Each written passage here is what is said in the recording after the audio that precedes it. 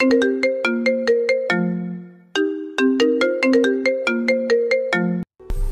কলেজের প্রথম দিন, মানে হাই স্কুল জীবন শেষ করে কলেজ জীবন শুরু করতে যাচ্ছি। যেহেতু নতুন কলেজে যাব, সেহেতু তার মনের মধ্যে অন্যরকম এক অনুভূতি কাজ করছে। সকাল সকাল আম্মু রান্না করেছে, আর আমি সবার আগে খেতে বেরিয়ে গেলাম। সাথে আমার হাই স্কুল লাইফের সেই পুরনো সাইকেলটা। আব্বু বলেছিল বাইকের কথা, কিন্তু আমার আবার এইসব দিকে তেমন আকর্ষণ নেই। আমি আব্বুকে বলেছিলাম, আব্বু আমার এখন বাইক লাগবে না, তুই বরং সেই টাকা দিয়ে অন্য কোনো কাজ করো। আমি সাইকেল নিয়েই খুব ভালোভাবে কলেজ করতে পারবো। আসলে সাইকেলের সাথে আমার প্রেম হয়ে গেছে। এতদিনের পুরনো বন্ধু ছাড়তে ইচ্ছে করে না, তাই সাইকেল নিয়েই কলেজ করব ঠিক করি। কলেজের উদ্দেশ্যে বেরিয়ে গেলাম। বাসা থেকে কলেজে যেতে প্রায় 20 মিনিট সময় লাগে। একাই যাচ্ছিলাম। কলেজ গেট দিয়ে যখন ঢুকবো, ঠিক তখনই পেছন থেকে একটা গাড়ির হর্নের শব্দ।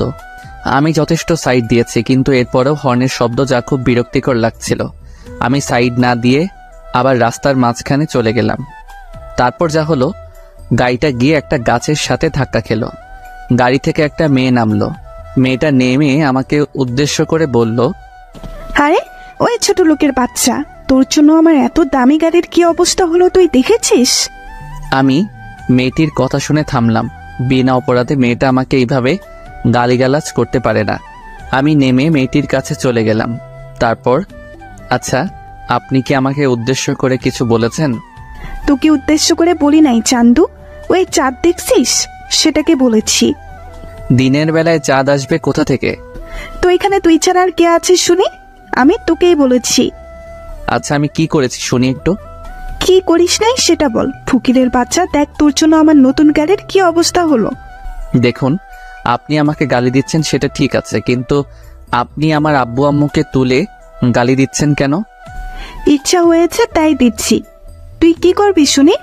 আমি আপনার কি করব? আর শুনুন, আমি তো আপনার কোনো ক্ষতি করি নাই। আপনি ভালোভাবে ড্রাইভ করতে পারেন না, তাই এমন হয়েছে। ওই চুপ, তুই কি আমার ড্রাইভ করা শিখাবি নাকি শুনি? আমি বেশ ভালোভাবেই গাড়ি চালাতে পারি, কিন্তু তোর জন্য এত কিছু। দেখুন, আমার জন্য কিছু হয়নি, ওকে? আপনি হর্ন দিচ্ছিলেন, আমি সাইড দিয়েছিলাম, কিন্তু আপনি তারপরেও সামনে না গিয়ে হর্ন বাজিয়েই যাচ্ছিলেন। তাই তো আমি আবার রাস্তার মাঝখানে চলে আসি। চুপ থাক ফকির কোথাকার, একদম কথা বলবি না। দেখুন, আপনি কিন্তু আমাকে শুধু শুধু অপমান করে যাচ্ছেন। আমি তো কোনো দোষ করি নাই। চুপ, বড় গলায় আবার কথা বলে। আমি কোনো দোষ করি নাই। আচ্ছা, আমি কি দোষ করেছি সেটা বলেন তো। তোর দোষ? তুই আমার গাড়ির সামনে দিয়ে সাইকেল কেন চালাচ্ছিলি? দেখুন, এটা রাস্তা, আর আমি খুব ভালো করে জানি এইসব রাস্তা দিয়ে সবাই চলাফেরা করতে পারে। আর রাস্তাটা তো আপনার বাবার না, যে আপনি আসবেন বলে কেউ সেখান দিয়ে যেতে পারবে না। মেয়েটি আমার কথা শুনে রেগে গিয়ে আমার কাছে এসে চড় মেরে দিল। এই, আপনি আমাকে মারলেন কেন? তোর সাহস হয় কি করে আমার বাবাকে নিয়ে কথা বলার শুনি? দেখুন, আপনি কিন্তু অন্যায়ের পর অন্যায় করেই যাচ্ছেন। আমি কিন্তু সব সহ্য করব না। কি করবি তুই শুনি? তোর কি করার ক্ষমতা আছে একটু শুনি? আপনি মেয়ে বলে এতক্ষণ আপনাকে সম্মান দিয়ে কথা বলছি। অভদ্র একটা মেয়ে। তাই তুই কি বললি আমি অভদ্র? দাঁড়া, দেখাচ্ছি মজা। এই বলে মেয়েটা আবার আমাকে চড় দিতে যাবে, ঠিক তখনই আমি মেয়েটার হাত ধরে ফেলি। ওই ফকির, তুই আমাকে টাচ করলি কোন সাহসে? ছাড় বলছি, ছাড় আমায়। ছাড়বো না তোকে। কি করবি শুনি? এতক্ষণ তো সহ্য করলাম, কি ভেবেছিলি কিছু বলছি না বলে আমি সবসময় চুপ করে থাকবো নাকি? তোর মতো মেয়েদের মাথায় উঠতে দিতে নেই, ফাজিল মেয়ে কোথাকার। দেখ, আমাকে একদম অপমান করবি না, এর ফল কিন্তু একদম ভালো হবে না। খারাপের কি আছে শুনি? আমিও দেখতে চাই এর ফল কি হয়। এই বলে আমি মেয়েটার হাত ছেড়ে দিলাম। অন্যদিকে মেয়েটা তো রেগে একদম আগুন। আমি চলে গেলাম মেয়েটার সামনে থেকে। ফাজিল, অভদ্র মেয়ে কোথাকার। কলেজে গিয়ে আমি আমার ক্লাস খুঁজে ক্লাসে চলে গেলাম। কিছুক্ষণ পর দেখি মেয়েটাও আমাদের ক্লাসের। দূর, মেজাজ আবার খারাপ হয়ে গেল। মেয়েটা আমাকে দেখে মনে হয় আবার রেগে গেছে। মেয়েটা দাঁত কটর মোটর করতে করতে সিটে বসে পড়ল। আমি আর মেয়েটার দিকে লক্ষ্য না করে কিছু নতুন ফ্রেন্ড বানিয়ে নিলাম। কিছুক্ষণ পর স্যার আসলো ক্লাসে। সবাই দাঁড়িয়ে স্যারকে সালাম দিলাম। তারপর স্যার আমাদের সবাইকে বসতে বলল, বসে পড়লাম। তা আজকে তো তোমাদের কলেজ লাইফের প্রথম দিন, কেমন লাগছে সবার? জি স্যার, অনেক ভালো লাগছে। আজকে তো তোমাদের ক্লাস নেব না, সবার সাথে পরিচিত হব। এক এক করে সবাই পরিচয় দাও। আগে আমরা মানে ছেলেরা সবাই পরিচয় দিলাম, তারপর মেয়েদের পালা। এক সময় সেই মেয়েটি নিজের পরিচয় দিল। মেয়েটির নাম তিশা। বাহ, বেশ সুন্দর নাম, কিন্তু নামের সাথে মেয়েটির কামের কোনো মিল নেই। একটা বদমেজাজি মেয়ে। মেয়েদের এত মেজাজ থাকা ভালো না। আর মেয়েটা তখন আমাকে চর মেরেছিল, সেই জায়গাটা এখনো ব্যথায় টনটন করছে। এত শক্তি বাবা! ক্লাস শেষ করে বাসায় ফিরছিলাম, নতুন বন্ধুদের সাথে খুব ভালো লাগছিল। একদিনই সবাই কেমন আপন করে নিয়েছে। আমি আমাদের বাসায় চলে গেলাম। বাসায় যাওয়ার পর কলিং বেল চাপতেই আম্মু দরজা খুলে দিল। আমি সরাসরি আমার রুমে চলে গেলাম। আসলে আমি আম্মুর কাছ থেকে লুকাতে চাইছিলাম যে আমার গালে কারো হাতের ছাপ আছে, সেটা আম্মু না দেখুক। কিছুক্ষণ পর আম্মু আমার রুমে আসলো, তারপর বলল, তোর গালে তো কোন কিসের দাগ দেখলাম বলতো? না আম্মু, তুমি কিসের দাগ দেখবে? মিথ্যা বলবি না, আমি দেখেছি, আর এখনো তোর গালের দাগগুলো খুব ভালোভাবে বোঝা যাচ্ছে। কিসের দাগ বল আমায়। না মানে আম্মু, আমি সাইকেল চালাচ্ছিলাম, তখন একটা মেয়ের সাথে ধাক্কা খেয়েছিলাম, তাই মেয়েটা আমাকে চর মেরেছিল। কিছুটা সত্যি কিছুটা মিথ্যা। পুরোটা সত্যি বলে দিলে এটা ওটা জিজ্ঞেস করে, কান ঝালাপালা করে দিবে। সেটা তো একটা দুর্ঘটনা মাত্র, তার জন্য কেউ এইভাবে মারে? আম্মু বাদ দাও তো, যা হবার হয়ে গেছে। আমার খুব ক্ষুধা পেয়েছে, আমাকে তাড়াতাড়ি খেতে দাও, আমাকে আবার খেলতে যেতে হবে। আচ্ছা, আমি খাবার বেড়ে দিচ্ছি, তুই তাড়াতাড়ি খেতে চলে আয়। তারপর খেতে গেলাম। খাওয়া দাওয়া শেষ করে আমি খেলতে মাঠে চলে গেলাম। ক্রিকেট খেলছিলাম। মাঠের অপর প্রান্ত দিয়ে একটা মেয়ে হেঁটে যাচ্ছিল, বল করলো, আর আমি ব্যাট সজোরে চালিয়ে দিলাম। ব্যাস, যা হবার তাই হলো। বল সোজা গিয়ে মেয়ের গায়ে লাগলো। মেয়ে তো রেগে একেবারে আগুন হয়ে গেছে। মেয়েটা বল হাতে নিয়ে দাঁড়িয়ে আছে। কেউ মেয়েটার কাছে যেতেই সাহস পাচ্ছে না। সবাই আমাকে জোর করে ধরে পাঠিয়ে দিল। যেহেতু বল আমি মেরেছি, আমি মেয়েটার কাছে যেতেই আরো অবাক। আরে, এই তো সকালে সেই মেয়েটা। আমি গেছি, এইবার আমি শেষ। তবু বুক ভরা সাহস নিয়ে আমি মেয়েটার কাছে গিয়ে বললাম, এই যে তিশা আপু, বলটা যদি দিতেন তাহলে খুব ভালো হতো। ওই, তুই আমাকে আপু বললি কেন? আমি কি তোর আপুর মতো নাকি? সরি, ভুল হয়ে গেছে খালাম্মা, এইবার দয়া করে বল দিন, আমাদের দেরি হয়ে যাচ্ছে। ইস রে, আগেরটাই ভালো ছিল। আর শোন, তুই বল পাবি না, যা ভাগ। প্লিজ বল দিন। বললাম না তুই বল পাবি না। তুইও ঘ্যানর ঘ্যানর করিস কেন? এমনভাবে বলবেন না, প্লিজ বল দিন। আচ্ছা দিব, তবে তোকে কানে ধরতে হবে। বল, তুই রাজি? আমি আর কোনো উপায় না পেয়ে কানে ধরলাম। তারপর তিশা বলল, এইবারের মতো অল্পতেই ছেড়ে দিলাম, যদি আবার আমার সাথে পাঙ্কা নিতে আসিস তাহলে তোর খবর আছে। এই বলে তিশা আমার দিকে বল ছুঁড়ে মেরে চলে গেল। আমি মনে মনে বললাম, সবার সামনে আমাকে অপমান করার শোধ আমি তুলে নিব। বল নিয়ে চলে গেলাম, আবার খেলা শুরু। খেলা শেষ করে বাসায় ফিরছিলাম, তখন হঠাৎ করে বৃষ্টি নামলো। কি করব? হ্যাঁ, একটা যাত্রী ছাউনি আছে, আপাতত সেইখানে আশ্রয় নেওয়া শেষ হবে। আমি যাত্রী ছাউনির নিচে আশ্রয় নিলাম। বৃষ্টি শেষ, আমি বাসায় ফিরছিলাম, তখন দেখি তিশা আসছে। মাথায় দুষ্টামি বুদ্ধি ভর করলো। তিশা আমাকে দেখে আমার কাছে দিয়ে আসছিল। আমি আমার পাটা একটু বাড়িয়ে দিলাম, তারপর ধপাস, হায় হায়, তিশা পড়ে গেছে। আরে ওই ফাজিল ছোট লোক, তুই এটা কি করলি? কি করেছি আমি? তুই আমাকে ল্যাং মারলি কেন? আমি কোথায় ল্যাং মারলাম? তুমি নিজেই তো আমার পায়ের সাথে। চুপ, একদম চুপ, ফাজিল পোলা। আমি গেলাম, তুমি এভাবে বসে থাকো কেমন? প্লিজ আমাকে একটু উঠিয়ে দেন। সেটা আমি পারবো না, মেয়ে মানুষের গায়ে আমি হাত দিতে পারবো না। প্লিজ একটু ধরে তুলে দে। আমি পারবো না, আমি গেলাম। এই বলে আমি সেখান থেকে চলে আসলাম। পরদিন কলেজে স্যার ক্লাস করাচ্ছে, হঠাৎ তিশা চিৎকার দিয়ে উঠে বলল, স্যার, এটা কি ক্লাসরুম নাকি প্রেম করার জায়গা? কেন, তুমি এমন কথা কেন বললি? স্যার দেখুন, কে যেন আমাকে প্রেমপত্র ছুঁড়ে মেরেছে। কই দেখি। এই নিন স্যার, দেখুন। এমন কাজ কি করতে পারে? তিশা প্রথমে সবার দিকে তাকালো, তারপর আমাকে দেখিয়ে বলল, স্যার ওই ছেলেটাই মেরেছে। স্যার তখন আমাকে দাঁড় করালেন আর বললেন, এই, তুমি এই কাজ করেছো? স্যার আমি তো এইসবের কিছুই জানি না। স্যার ওই শয়তান ছেলে মিথ্যা কথা বলছে, ওই আমাকে প্রেমপত্র দিয়েছে। স্যার বিশ্বাস করুন, আমি দেই নাই। যে দিয়েছিল সেটা আমি জানি, কিন্তু বলছি না, ঝামেলা হতে পারে। আমি চাইছি ব্যাপারটা অল্পতেই মিটে যাক। তোমার কোনো কথা আমি শুনতে চাই না। এই প্রথম দেখে তোমাকে ছোটখাটো শাস্তি দেব। কি শাস্তি স্যার? কান ধরে দাঁড়িয়ে থাকো। কিন্তু স্যার। কি, এই শাস্তি ভালো লাগে নাই? তাহলে চলো তোমাকে নিয়ে প্রিন্সিপালের কাছে যাই। না স্যার, ঠিক আছে, আমি কানে ধরছি। আর কিছু করার নেই, যার জন্য কানে ধরলাম সে আমার দিকে হা করে তাকিয়েছিল। যাক, শত্রু তো বাড়ালাম না।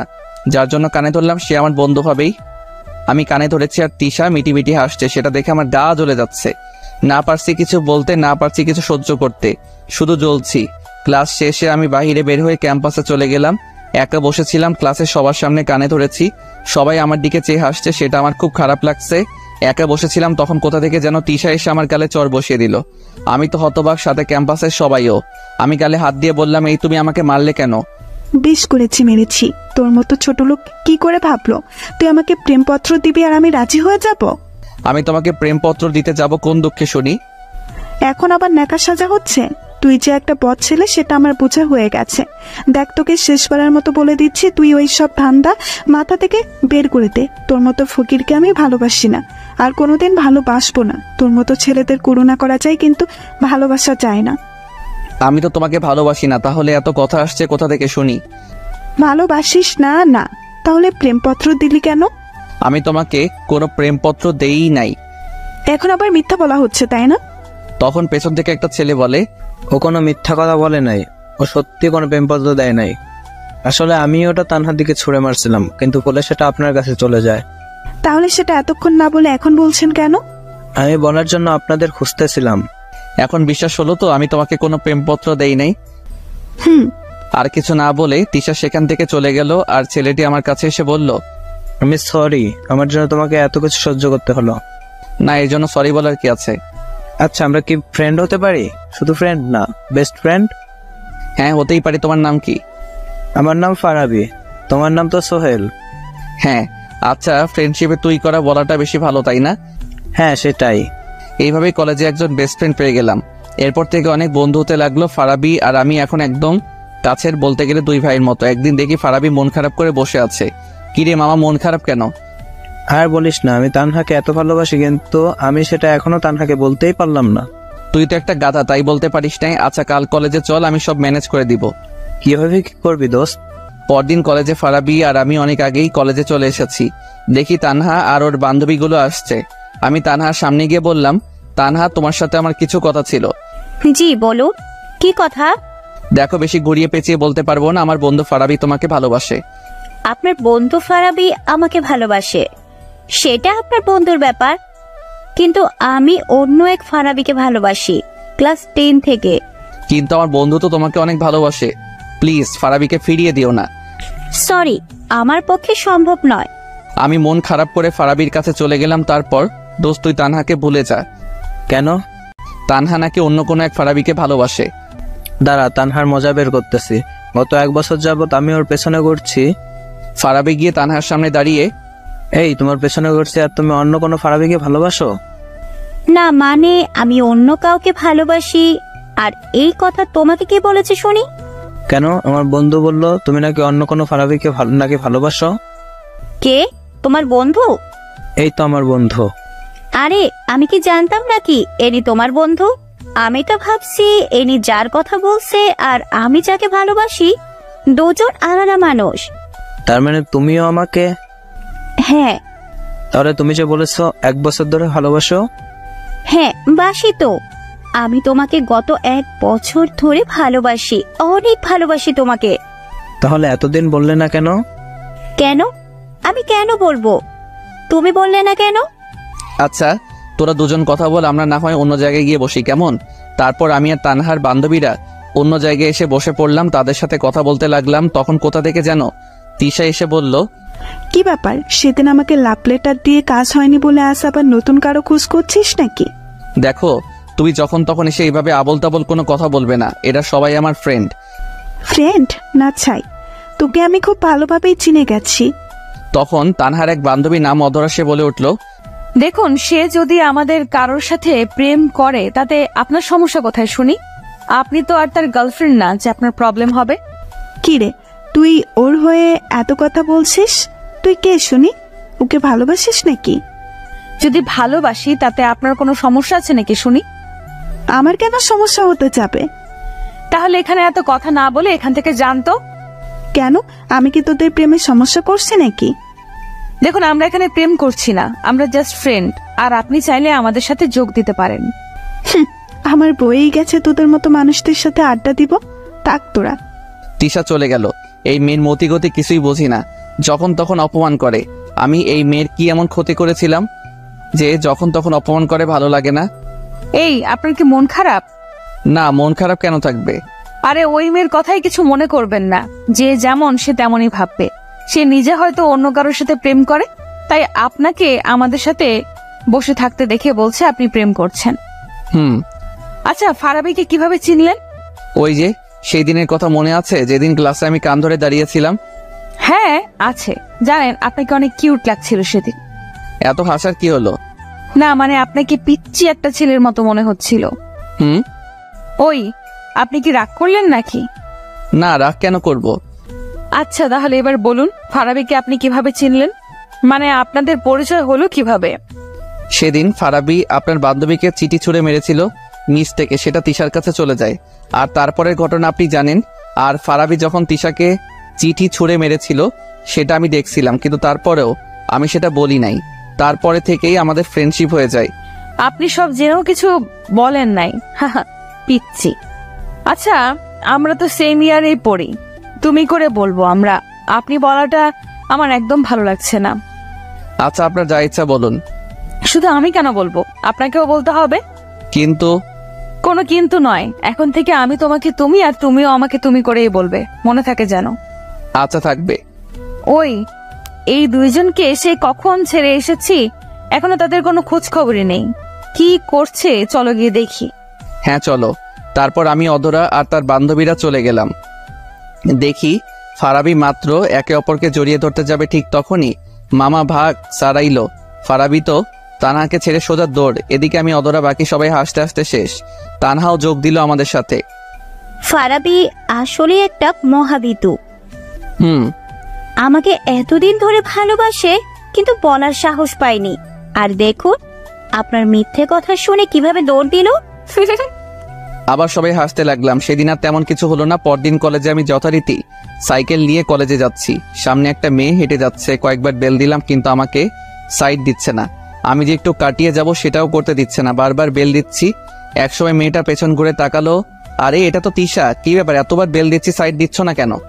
আমার ইচ্ছা হচ্ছে তাই দিচ্ছি না। আর তোর এই খ্যাতমার্কার সাইকেলের বেল আমার কান ঝালাপালা করে দিচ্ছে।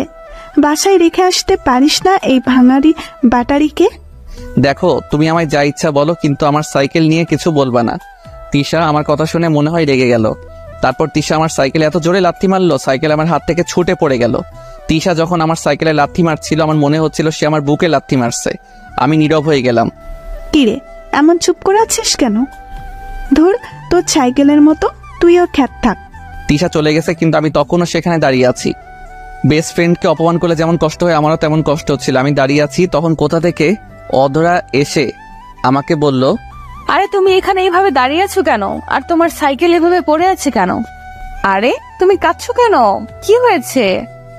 আমি তখন অধরাকে সব বললাম। অধরা আমার কথা শুনে খানিক মুচকি হাসি দিয়ে বলল, ওই জন্য কেউ কাঁদে, বোকা ছেলে? অধরা আমার সাইকেলে উঠিয়ে আমাকে বলল, তুমি সাইকেল চালাও, আমিও তোমার সাইকেলে চড়ে যাব। কিন্তু যেটা বলেছি সেটা করো। আমি আর কি করব? আমি সাইকেলে উঠে বসলাম, আর অধরা পেছনে না বসে সামনে বসলো। আমি সাইকেল চালাতে শুরু করলাম। একটা গান আছে না, চলে আমার সাইকেল ওই উইরা উইরা, আমার সেই গান গাইতে ইচ্ছে করছে। আচ্ছা সোহেল, জানো আমার এখন অনেক ভালো লাগছে। কেন, এত ভালো কেন লাগছে? সেটা আমি বলতে পারছি না, কিন্তু অনেক ভালো লাগছে সেটা বুঝতে পারছি সোহেল। আচ্ছা, বুঝতে হবে না, আমাকে সাইকেল চালাতে দাও, এত তিরিং বিরিং করো না। আচ্ছা ঠিক আছে। আমি সাইকেল চালিয়ে কলেজ পর্যন্ত আসলাম। সবাই অবাক আমাদের দেখে, হা করে তাকিয়ে আছে আমাদের দিকে। তিশাও অবাক। তিশা মনে হচ্ছে একটু বেশি অবাক হয়েছে। তিশা হা করে তাকিয়েছিল আমাদের দেখে। এই তুমি এখানে নামালে কেন? সাইকেল জায়গা মতো রেখে আসি। আচ্ছা যাও, তাড়াতাড়ি এসো, আমি চলে গেলাম। তিশা আমার কাছে এসে বলল, কিরে, আজকাল কি সাইকেলে যাত্রী উঠানো শুরু করলি নাকি? নিশ্চুপ, কোনো কথা বলছি না। সকালে তিশা আমার সাথে যা করেছে তার জন্য আমি তিশাকে কোনোদিন মাফ করতে পারবো না। কিরে, কথা বলছিস না কেন? বোবা হয়ে গেলি নাকি? দেখো, তোমার সাথে আমার কথা বলার কোনো ইচ্ছা নাই। তাহলে কি আছে? কোনো কিছুর ইচ্ছা নাই। তুমি প্লিজ আমার সাথে এমন ব্যবহার করা ছেড়ে দাও। আমি তো তোমার কোনো ক্ষতি করি নাই। তা না করলে কিন্তু তুই আমার সাথে বেয়াদবি করেছিস, তার ফল তোকে তো একটু ভোগ করতেই হবে, তাই না? যদি তুমি আমার উপর প্রতিশোধ নিতে চাও তাহলে একদিনে সব প্রতিশোধ নিয়ে নাও, কিন্তু এইভাবে প্রতিদিন আমার সাথে এমন করো না। আমারও সহ্য করার একটা সীমা আছে। আমার যা ইচ্ছা আমি তাই করব। তুই তো একটা ফকির খ্যাত মার্কার ছিলে, তোর সাথে আমি কিরকম ব্যবহার করব সেটা কি তুই আমাকে শিখিয়ে দিবি নাকি ফাজিল পোলা? তুমি এখন যা ইচ্ছা বলো, কিন্তু সবার সামনে আমাকে আর অপমান করো না। আমাকে সবার সামনে ছোট বানিয়ে তোমার লাভ কি একটু বলবে? কোনো লাভ নাই তো।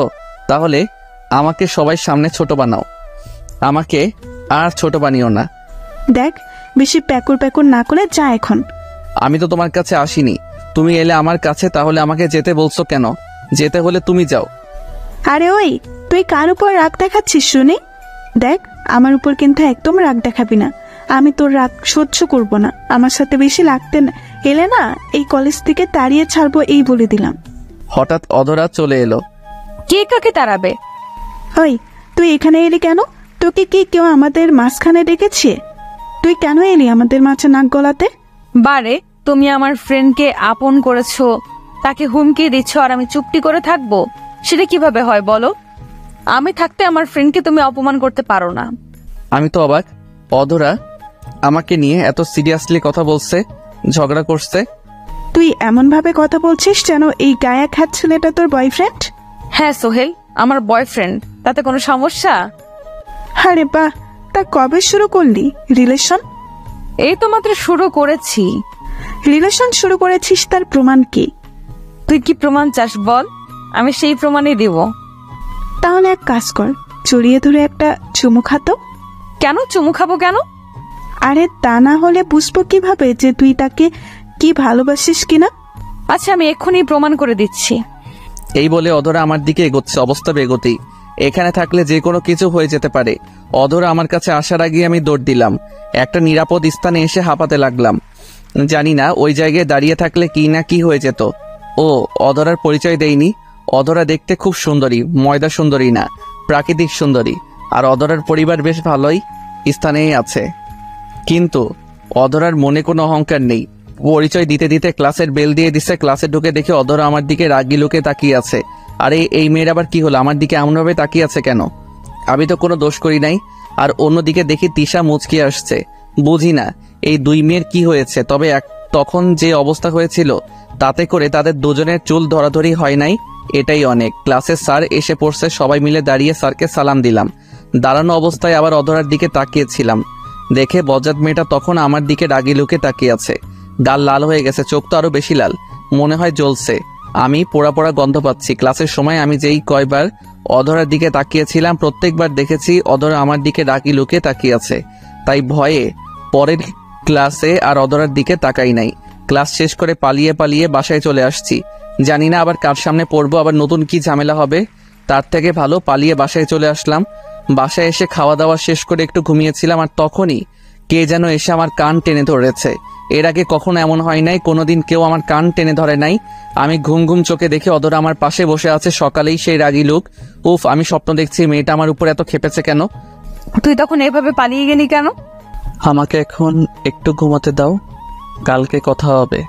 কাল কেন হবে? আমি আজকেই কথা বলবো, আজকে। আমার ঘুম তখন অনেকটাই হালকা হয়ে গেছে। আমি ভালোভাবে তাকিয়ে দেখি অধরা আমার কান টেনে ধরে বসে আছে। এই তো তুমি এখানে? কেউ দেখেনি তো? সবাই দেখেছে, কিন্তু কেউ কিছু বলতে সাহস পায়নি। সাহস পাইনি মানে বুঝলাম না। তোকে এত কিছু বলতে হবে না। এখন বল, তুই তখন অমন করে দৌড়ে পালালি কেন? তো কি আমি দাঁড়িয়ে থাকতাম নাকি? হ্যাঁ থাকতিস, তোর জন্য আমি এই প্রথম হেরে গেলাম। হেরে গেছো মানে? হেরে গেছি মানে আমি ওই বজ্জাত মেয়ের কাছে হেরে গেছি। জানিস, তুই চলে যাবার পর বজ্জাত মেয়েটা আমাকে অনেকগুলো কথা শুনিয়েছে। সেখানে আমার কি দোষ? সব তোর দোষ। তুই তখন সেখানে দাঁড়িয়ে থাকলে তো সবকিছু মিটে যেত। তুমি যে আমাকে কিস করতে আসছিলে তার জন্যই তো পালিয়ে গেছি। একটা কিস খেলে কি এমন ক্ষতি হতো শুনি? বাড়ি আমার লজ্জা লাগে না বুঝি? পাইছে রে আমার লজ্জাবতী। আচ্ছা, সব কথা পরে, আগে বলো তো, তুমি আমাদের বাসায় কিভাবে আসলে? আবার আব্বু আম্মু তোমাকে কিছু বললো না? আমি ফারাবের কাছ থেকে তোমার বাসার ঠিকানা নিলাম, তারপর তোমার বাসায় আসলাম। আর আব্বু আম্মু তাদের তো মাত্র একটা কথা বলেই পটিয়ে ফেলেছি। কি এমন কথা বলছো? বলতে লজ্জা করছে। লজ্জা করে? কিন্তু কেন? না মানে আমি বলেছি আমি তাদের ছোট ছেলের হবু বউ, দুষ্টুমির হাসি দিয়ে। কি তুমি এই কথা বলেছো? এত চিৎকার করার কি আছে? এই, তুমি কি আমাকে মারতে চাচ্ছ নাকি? আব্বু আম্মু তোমাকে কিছু বলে নাই? কি বলবে, শুধু বলেছে আগে ভালো মতো পরীক্ষায় পাশ করব, তারপর যা হবার হবে। হ্যাঁ, তোমার যা হবার তাই হবে, কিন্তু আমার মনে হচ্ছে এইবার আমাকে এই বাড়ি চিরদিনের জন্য ছাড়তে হবে। সমস্যা নেই, আমাদের বাসা তোমার জন্য আছে তো। চুপ করো। তোমাকে কে বলতে বলেছিল ওইসব মিথ্যা কথা? কেউ না। কে বলতে বলবে? আমার ইচ্ছে হয়েছে তাই বলেছি। আর আমার শ্বশুর শাশুড়ি মনে হয় আমাকে পছন্দ করেছে, তাই তো বেশি কিছু বলে নাই। ওই ভাই, কেউ এই বজ্জাত মেয়েকে একটু বোঝান তো, না হলে আমাকে একটা বিমান দেন, আমি উগান্ডা চলে যাব। প্রথমেই শ্বশুর শাশুড়ি বানিয়ে ফেললো, মাথায় মনে হয় বড় ধরনের প্রবলেম আছে। এই তুমি কি ভাবছো? না তেমন কিছু না। আব্বু আম্মু কি সত্যি বাসায় আছে নাকি আজ খালি বাসা? না, ওনারা তো নিচেই বসে আছে। আমি যখন এলাম তখন তারা নিচেই বসেছিল। আমি তাড়াতাড়ি করে নিচে এলাম, দেখি আব্বু আম্মু নিচেই বসে আছে। এই রে, আমি এবার শেষ, আমি এইবার মরবো। আব্বু আমাকে দেখে ডাক দিল। আমি ভয়ে ভয়ে আব্বুর কাছে গেলাম। কিরে, এসব কি শুনছি? কতদিন ধরে চলছে এসব? আব্বু, আমি এইসবের কিচ্ছু জানি না। হয়েছে, এখন আর মিথ্যা বলার কোনো দরকার নেই। শোন, মন দিয়ে পড়ালেখা কর। আর প্রেম করছিস ভালো কথা, আমাদের কাছে লোকালি কেন? আরে আব্বু, দেখি রাগ না করে আমার সাথে ভালোভাবেই কথা বলছে, কিন্তু আব্বু সত্যিটা না জেনে মিথ্যাটা সত্যি ধরে নিল। দূর, ভালো লাগে না। আচ্ছা, মেয়েটা সেই কখন আমাদের বাসায় এসেছে, ওকে কিছু খেতে দাও। না, আমি এখন কিছু খাবো না, আমাকে বাসায় যেতে হবে। আরো কিছুক্ষণ থেকে গেলে ভালো লাগতো। না আম্মু, অন্য একদিন। কি বজ্জাত মেয়ে, এখনই আমার আম্মুকে আম্মু বলে ডাকতে শুরু করেছে। আচ্ছা সোহেল, ও যখন চলে যেতে চাইছে তাহলে এক কাজ কর, তুই গিয়ে অধরাকে একটু এগিয়ে দিয়ে আয়। আমি আব্বুর কথায় রাজি হয়ে গেলাম, কারণ আমাকে জানতে হবে অধরা আমার বাসায় মিথ্যা কথা কেন বলল। আমি আর অধরা বাসার বাইরে চলে এসেছি। এই, তুমি আমার বাসায় মিথ্যা কথা বললে কেন? আমি চাইছিলাম আমি মিথ্যা বলে তোমাকে একটু বকুনি খাওয়াবো, কিন্তু পরে সব সত্যি বলে দিব। কিন্তু আব্বু আম্মু তো আমাকে তাদের ছেলের বউ বানাতে রাজিই আছে, তাই আর সত্যি বললাম না। হ্যাঁ, খুব ভালো করেছো, আমাকে উদ্ধার করেছো সত্যি না বলে। অধরার সাথে ঝগড়া করতে করতে অধরাকে তাদের বাসায় পৌঁছে দিয়ে আসলাম। বাসায় আসার পর আম্মু আবার কান টেনে ধরলো আর বলল, আমাদের না জানিয়ে বউ খোঁজা হয়ে গেল। দেখো আম্মু, ওই বজ্জাত মেয়েটা মিথ্যা বলছে। মিথ্যা না, সত্যি সেটা আমি জানি না, আর জানতে চাইও না। ছেলের বউ হিসাবে মেয়েটাকে আমার ভালোই লাগলো। ধুর আম্মু, তুমিও না। আমি চলে গেলাম। এইভাবে যেতে লাগলো দিনগুলো। তিশা আমাকে অপমান করে আর অধরা আগলে রাখে। এর কিছুদিন পর অধরা আবার আমাদের বাসায় আসলো। এসে আব্বু আম্মুকে বলল তার সাথে নাকি তার কোনো এক ফ্রেন্ডের বাসায় যেতে হবে, কিসের নাকি পার্টি আছে। আমি যেতে না চাইলেও আব্বু আম্মু আমাকে জোর করেই পাঠিয়ে দিল। আমি গাড়িতে উঠে অধরাকে জিজ্ঞেস করলাম, আচ্ছা আমাকে সাথে না নিলেও তো পারতে। হ্যাঁ পারতাম, কিন্তু যে পার্টিতে যাচ্ছি সেখানে সবাই কম বেশি মিঙ্গেল, তাই ভাবলাম আমি একা সিঙ্গেল থাকি যদি, তাই তোমাকে নিয়ে যাচ্ছি। এই মেয়ে আসলে একটা বড় পাগল। পার্টিতে গিয়ে আমি আর অধরা পাশাপাশি হাঁটছি। এক সময় অধরা আমার হাত ধরলো। কি হলো এটা, তুমি আমার হাত ধরলে কেন? আশেপাশে দেখো সবাই হাত ধরে হাঁটছে। আমি আর অধরা হাঁটছি, এমন সময় তিশা আমাদের সামনে আমাদের দেখে প্রচন্ড রেগে গেছে। চোখ দুটি লাল হয়ে গেছে, মনে হয় আমাদের দুজনকে খেয়ে ফেলবে। কি রে, সেদিন তো আমাকে খুব কথা শুনিয়েছিলি সোহেল নাকি আমাকে ভালোবাসে না। এই দেখ, আমি আর সোহেল আজ একসাথে হাত ধরে হাঁটছি, আর সোহেল আমাকে খুব ভালোবাসে, বুঝলি? ফাজিল মেয়ে, এতদিন তোর জন্য অনেক অপমান মুখ বুজে সহ্য করেছি, কিন্তু আর সহ্য করব না। কিসের এত দেমাগ শুনি? তোর বাবা বড় লোক তাই? হ্যাঁ, আমার বাবা বড় লোক, তাই আমার এত দেমাক। আরে থাম থাম, শুধু কি তোর একার বাবাই বড় লোক নাকি? অন্য কারোর বাবা বড় লোক হতে পারে না? শুন, তুই এতদিন সোহেলকে অকারণে অনেক অপমান করেছিস, কিন্তু এরপর থেকে ভুলেও আর তাকে তুই অপমান তো দূরের কথা, তার ধারে কাছেও আসবি না, এ বলে দিলাম। তুই বলার কি? আমি কাছে যাব নাকি যাব না সেটা আমার ব্যাপার। না, তোর ব্যাপার না, সে এখন আমার বয়ফ্রেন্ড, সো তার ব্যাপার আমি ভালো বুঝবো। তুই দয়া করে তার থেকে একটু দূরে দূরেই থাকিস। আমি অবাক হয়ে নীলার কথা শুনছিলাম। এই মেয়ে এসব বলছে কি? আমি তার বয়ফ্রেন্ড হলাম কবে? যাক, বলছে ভালোই করছে। আমি যা না পারতাম সেটা নীলা করে দিচ্ছে। আমার অপমানের বদলা নীলা নিচ্ছে, আমি তো এনজয় করছি। আরে আমি কি তোর মতো বোকা নাকি? আমি তোর মতো খ্যাতমার্কা ছেলের সাথে যাব আর কোনোদিন তুই আমাকে তার ধারের কাছেও দেখবি না। সেটা হলেই ভালো হয়। তিশা হনহন করে চলে গেল। আচ্ছা, তুমি তিশাকে এত কিছু বললে কেন? আমার ইচ্ছে হলো তাই বললাম। এতদিন চুপচাপ ছিলাম, কিছু বলি নাই। আর বলি নাই বলে মেয়েটা এত বেড়ে গেছে, আর তুমি ওই মেয়ের হয়ে কথা বলছো কেন? কই, আমি কখন বললাম? না বলাই ভালো, চলো পার্টি এনজয় করি। পার্টি আমার এনজয় করা শেষ। মানে হলো তিশার অপমান আহা কত ভালো যে লাগছে বলে বোঝানো যাবে না। নীলাকে বললাম আমি বাসায় যাব। কেন এত আগে বাসায় কেন যাবে? আমার ভালো লাগছে না। এই কি বলো, কি হয়েছে তোমার? তেমন কিছু না, মাথা ব্যথা করছে। নীলা আর কিছু বলল না, গাড়িতে গিয়ে বসলো। সাথে আমিও। আমাকে বাসায় নামিয়ে দিয়ে নীলা চলে গেল। এরপর দিনগুলো খুব ভালো কাটতে লাগলো। আর সেদিনের পর থেকে তিশা আর আমাকে কোনো অপমান করে নাই, আমার সামনেও আসে নাই।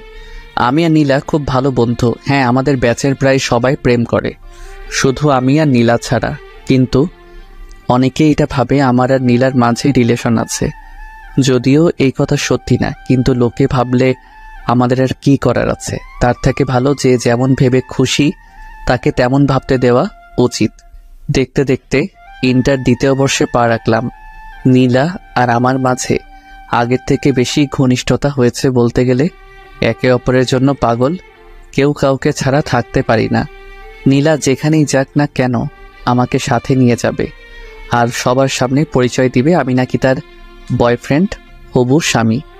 আমি এই জন্য নীলাকে আগে অনেক কিছু বলতাম, কিন্তু এখন কেন জানি না ভালো লাগে, তাই কিছু বলি না।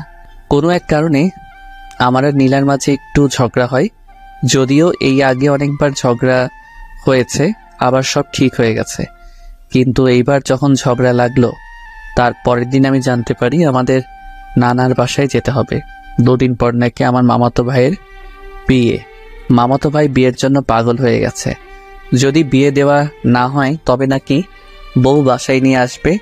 মামা মামি মান সম্মানের ভয় বিয়ে দিতে রাজি হয়ে গেল। হঠাৎ করেই সব ঠিক হয়ে গেছে। আজকে রাত্রের ট্রেনেই আমাদের যেতে হবে। আমি নীলাকে অনেকবার ফোন দিয়েছি, কিন্তু ফোন অফ। নীলাকে সাথে নেওয়ার ইচ্ছা ছিল, গ্রাম দেখতে চেয়েছিল, কিন্তু সেটা আর হলো না। মন খারাপ, নীলাকে জানাতেও পারলাম না আমরা ঢাকা ছাড়ছি। মামার বাসায় গিয়ে আমি মনমরা হয়েছিলাম। যেদিন গায়ে হলুদ সেদিন কয়েকটা মেয়ের সাথে কিছু পিক তুলে ফেসবুকে আপলোড করি। আমার গায়ে হলুদ ছিল আর জামাই জামাই লাগছিল। পোস্টে লেখা ছিল কালকেই বিয়ে। তারপর সব ঝামেলা শেষ। উফ, খুব আনন্দ লাগছে।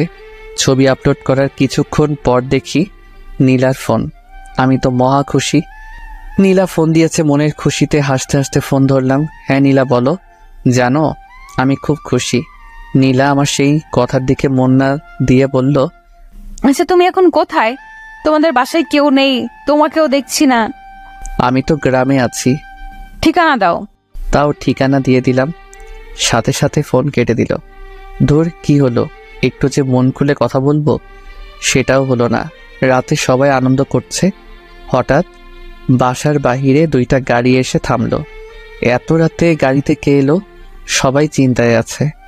গাড়ি থেকে লোকগুলো নেমে বাসার দিকে আসছিল। আমি শুনেছি এই গ্রামে নাকি মাঝে মধ্যে ডাকাতি হয়। আমি ভাবলাম হয়তো ডাকাত এসেছে, তাই কাউকে কিছু না বলে লুকিয়ে পড়লাম। লুকিয়েছে অনেকক্ষণ হয়েছে। একসময় আমি লক্ষ্য করলাম আমার নাম ধরে অনেকে ডাকাডাকি করছে। আমি তো আরো ভয় পেয়ে গেলাম, কিন্তু একটু সাহস বুকে নিয়ে বেরিয়ে এলাম। সবার সামনে দেখি নীলা ও তার পরিবার, সাথে উকিল আছে আর একজন হুজুর। আমি নীলাকে দেখে অবাক। এত রাতে তুমি এখানে কি করো? কোনো কথা বলছে না। আব্বু এসে বলল, আজকে তোদের বিয়ে। আব্বু কি বলো? তুমি কি ঘুমে আছো নাকি? না, আমি জেগে আছি। আজ তোদের বিয়ে। মেয়েটা অনেকক্ষণ অনেক কান্নাকাটি করছে। আমরা চেয়েছিলাম তোদের বিয়ের পরীক্ষার পর দেব, কিন্তু না, তোদের বিয়ে আজকেই হবে। কিন্তু আব্বু, চুপ হারামজাদা। যখন প্রেম করছিলি তখন মনে ছিল না? এখন বিয়ে করতে সমস্যা কিসে শুনি? আমি না কিছু বলতে পারছি না, শুধু এটা ভাবছি এইসব আমার সাথে কি হচ্ছে। ভাবতে ভাবতে মনে হয় বিয়ে হয়ে গেছিল। আমাদের দুজনকে এক রুমে পাঠানো হলো। কি হয়েছে সেটা আমি তখনও বিশ্বাস করতে পারছি না। রুমের মধ্যে আমি আর নীলা। এই শোনো, কি হলো এইসব? বিয়ে হয়ে এখন বাসর হবে। তুমি আমাকে বিয়ে করলে কেন? ভালোবাসি তাই। ভালোবাসো? কই আগে তো কোনোদিন বলো নাই। মেয়েরা কখনো আগে বলে গাধা? আমি তো তোমাকে অনেক আগে থেকেই ভালোবাসি। ভালোবাসতে ভালো কথা, এই বয়সে বিয়ে? কি করব বলো? আমি যখন দেখলাম তুমি ফেসবুকে ছবি আপলোড করেছো, আমি তো ভেবেছিলাম তোমার বিয়ে। তাই তো অনেক কান্নাকাটি করলাম। আব্বু আম্মুকে বললাম তোমার সাথে বিয়ে না দিলে আমি নিজেকে শেষ করে ফেলবো। তাই তারা ভয়ে। আমি তো এখনো পিচ্ছু। সমস্যা নাই, আজকে বড় করে দিব আমার পিচ্চি বরকে। মানে কিভাবে? এত কিছু জানি না, চলো বাসর করব। এতদিন পর তোমাকে কাছে পেলাম, এবার আসো বাসর করব। এই আপনারা এখন একটু জানতো, সকালে দেখা হবে, বাসর করব। আমিও আগে থেকে নীলাকে ভালোবাসতাম, কিন্তু বলি নাই। বাসর রাতে বিড়াল ভালোই মারলাম, যদিও ইতিহাস বলবো না। আসুন আবার গল্পে ফিরে আসি। মামাতো ভাইয়ের বিয়ে খেতে এসে নিজেই বিয়ে করে ফেললাম। খুব দারুণ ব্যাপার। বিয়ে শেষ, এবার আমাদের ঢাকায় ফেরার পালা। আমি নীলা এক গাড়িতে চড়ে বসলাম। রাস্তায় অনেক ধরনের কথা বলতে বলতে বাসায় চলে আসলাম। নীলা সোজা আমাদের বাসায় চলে আসলো। হাজার হোক শ্বশুর বাড়ি বলে কথা। বিয়ের প্রথম 1 মাস বেশ ভালোই কাটলো, কিন্তু হঠাৎ করেই নীলা আমার সাথে কেমন জানি ব্যবহার করতে শুরু করে।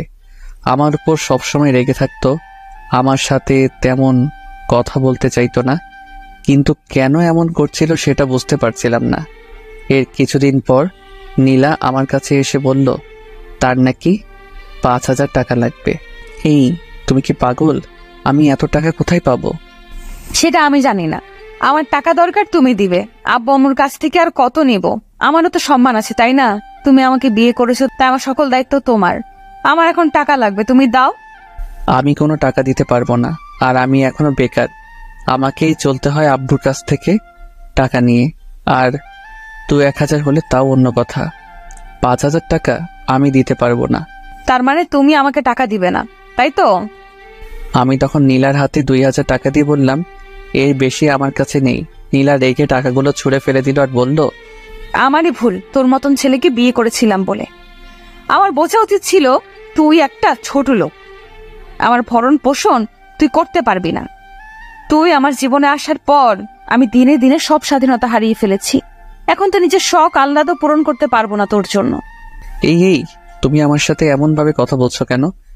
তো তোর সাথে আর কেমন ভাবে কথা বলবো? আজকে আমার এক বান্ধবীর বিয়ে বাড়িতে যাব, আমার কাছে 1 টাকাও নেই। তোর কাছে চাইলাম, তুই দিবি না।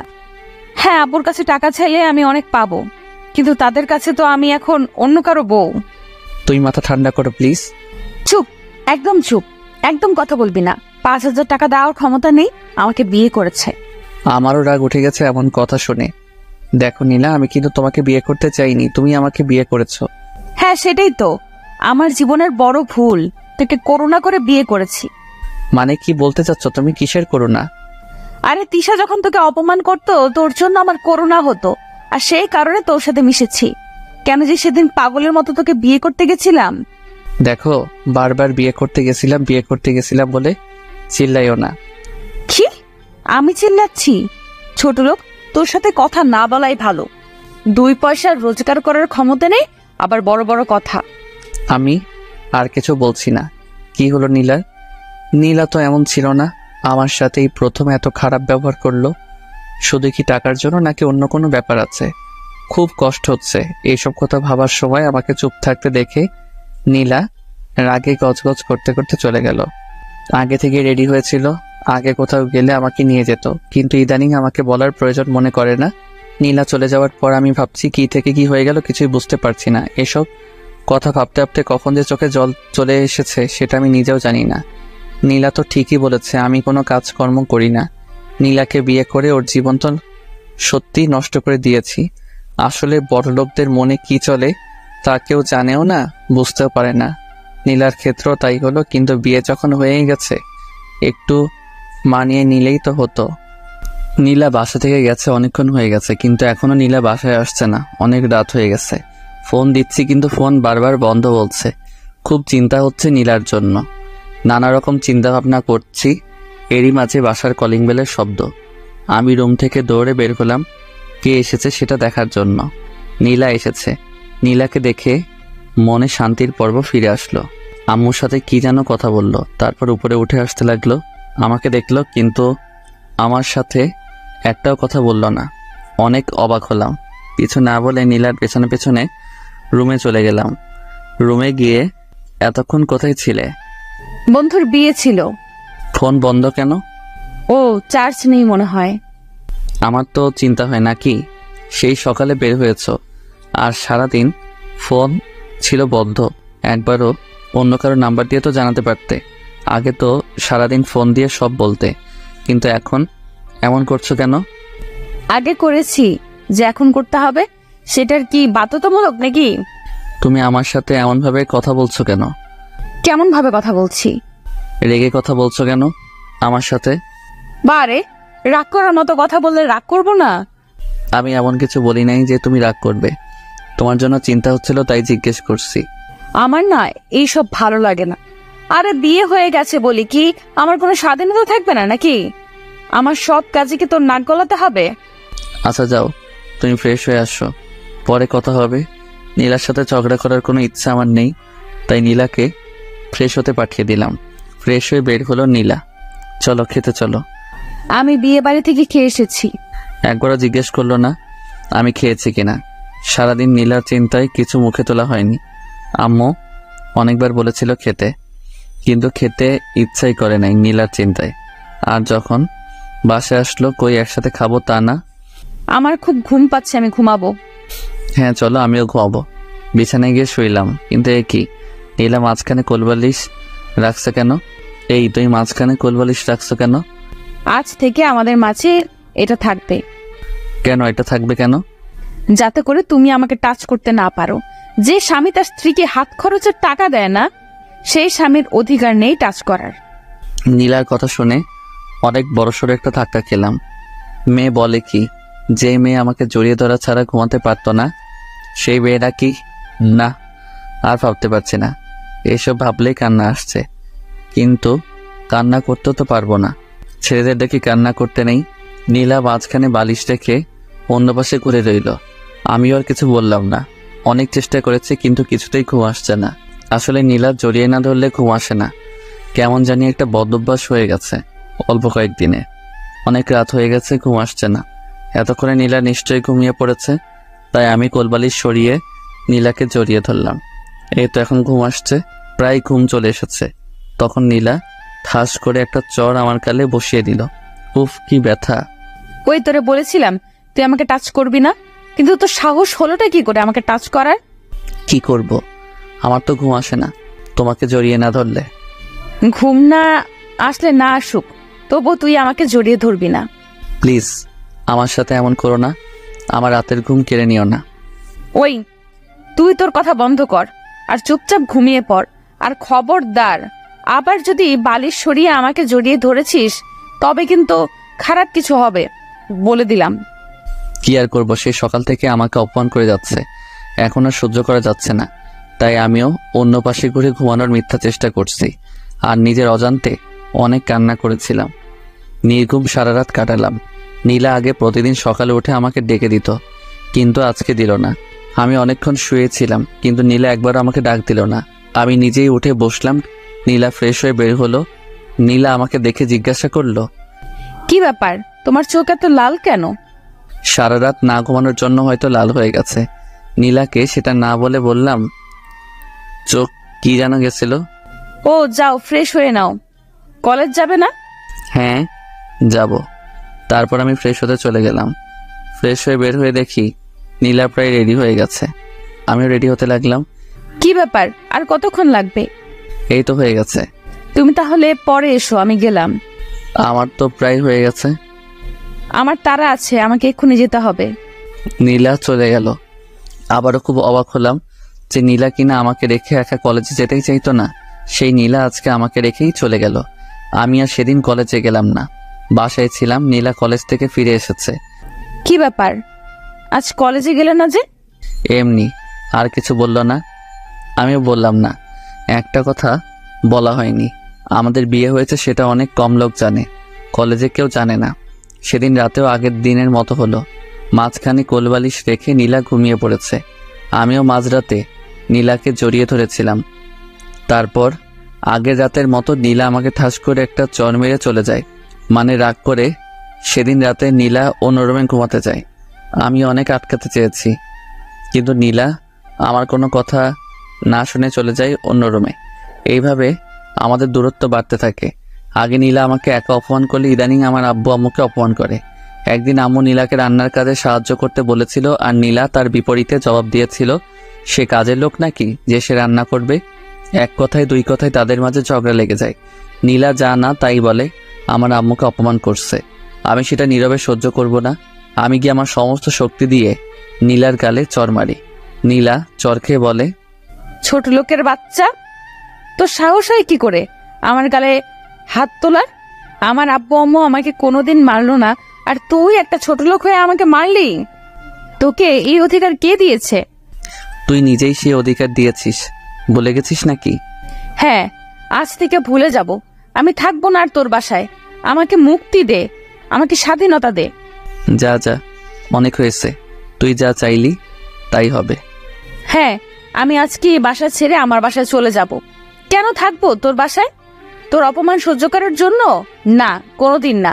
যে ছেলে বিয়ে করে বউয়ের দায়িত্ব নিতে পারে না, আব্বুর ঘাড়ের উপর বসে খায়, সেই ছেলের সাথে সংসার করার থেকে না করা অনেক ভালো। ভালো যখন তখন করিস না। এতদিন ধরে তোর সব অন্যায় কাজ মুখ বুজে সহ্য করেছি, কিন্তু আর না। তুই যেতে পারিস নীলা। আর কিছু না বলেই হনহন করে উপরে চলে গেল।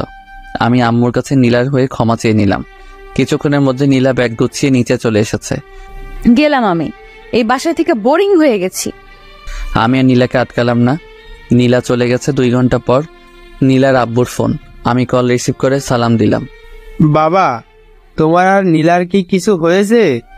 আমি তারপর সব বললাম। নীলার আব্বু বলল, আচ্ছা বাবা, তুমি চিন্তা করো না, সব ঠিক হয়ে যাবে। মেয়ে আমার একটু জেদি। কল কেটে দিল। আমি সেদিন রাতে আরো বেশি করে মিস করছিলাম নীলাকে। এতদিন মেয়েটাকে দেখেছি, কিন্তু আজ দেখতেই পেলাম না। অনেক কষ্ট হচ্ছে আমার। রাতে কিছুতেই ঘুম আসছিল না। যদিও গত কিছু রাতে আমি ঘুমাতে পারি না, ঘুমানোর জন্য মাঝে মাঝে একটা করে ঘুমের ট্যাবলেট খাই। নীলাকে মিস করছিলাম, তাই নীলাকে কল দিলাম। কল দিচ্ছি আর নীলা কেটে দিচ্ছে, কিন্তু আমি তবুও কল দিয়ে যাচ্ছি এই আশায় একবার যদি কল রিসিভ করে পাগলিটার কণ্ঠস্বর শুনতে পারবো, তাতেই অনেক। কলের পর কল দিচ্ছিলাম, একসময় ধরলো। ওই, তোর কি কোনো কাজ কাম নেই? এত রাতে আমাকে এতবার করে ফোন দিচ্ছিস কেন? হ্যাঁ, ও হ্যাঁ, তুই তো সত্যিই কোনো কাজ কাম নেই, সারাদিন টোটো করে ঘুরে বেড়ানো ছাড়া। আমি তোমাকে ভালোবাসি নীলা, প্লিজ আমার কাছে চলে এসো, খুব কষ্ট হচ্ছে আমার। ভালোবাসি সেটা অন্য কাউকে গিয়ে বলবি কেমন? আর আমি তোর কাছে কোনোদিনও যাব না। একবার গিয়ে অনেক বড় ভুল করে ফেলেছি। আগে যদি জানতাম এমন হবে, তোর মতন ছেলের সাথে কোনোদিন মিশতাম না। ছোট লোক কোথাকার। ফোন রাখ, আর কখনো আমার নাম্বারে কল দিবি না। প্লিজ এমন করো না, তুমি না আমার বিয়ে করা বউ। আমি তোকে ডিভোর্স দিয়ে দিব। নীলার মুখে ডিভোর্সের কথা শুনে নিজেকে আর সামলে রাখতে পারলাম না, কেঁদে দিলাম। নীলা আমার কান্না শুনছিল। নীলা বলল, দেখ, যা হবার হয়ে গেছে। আবেগের বশে মানুষ কত কিছু করে। যা হয়ে গেছে তা তুই ভুলে যা। কি করে বলবো তোমায় বলো? কি করে বলবো তোমার সাথে কাটানো দিনগুলো? আমি বলতে পারবো না, আমার পক্ষে সম্ভব না। সেটা তোর ব্যাপার, কিন্তু আমি এইসব ভুলে যেতে চাই। আচ্ছা, আমি বেশি কিছু জানতে চাইবো না, শুধু এইটুকু জানতে চাই তুমি কেন এমন করছো। তা আমি আর কি করব? তুই এখনো বেকার, তোর কাছে কিছু চাইলে তুই দিতেই পারবি না। আব্বু আম্মুর কাছ থেকে আমাকে সব নিতে হয়। তার থেকে ভালো আমি তোকে ছেড়ে দিয়ে আব্বু আম্মুর কাছেই থাকবো। আচ্ছা, ভালো থেকো, রাখি। কল কেটে দিলাম। নীলার কথা যত শুনছিলাম তত বেশি কষ্ট পাচ্ছিলাম। আমি বেকার বলে নীলা আমার থেকে দূরে সরে গেল। কিন্তু নীলা, আমি তো তোমাকে কাছে টেনে নিয়েছিলাম না, তুমি নিজেই টেনে নিয়ে আবার নিজেই দূরে সরিয়ে দিলে। কিন্তু কেন? ও হ্যাঁ, আমি তো বেকার, তার জন্য। এইভাবে কেটে গেল 15 দিন। আমি বাসা থেকে বের হই না, কলেজে যাই না, কিন্তু সামনে পরীক্ষা, তাই কলেজে যেতে হবে। আমাকে এখন দেখতে একদম পাগলের মতো, যেমন ছিলাম তেমনভাবেই কলেজে চলে গেলাম। আজকে হেঁটেই যাচ্ছি, সাইকেল ব্যবহার করি না, তুলে রেখে দিচ্ছি। কলেজে গিয়ে দেখি নীলা আর তার বান্ধবীরা আড্ডা দিচ্ছে। আমি নীলাকে দেখে নিজেকে ধরে রাখতে পারলাম না, ছুটে নীলার কাছে চলে গেলাম।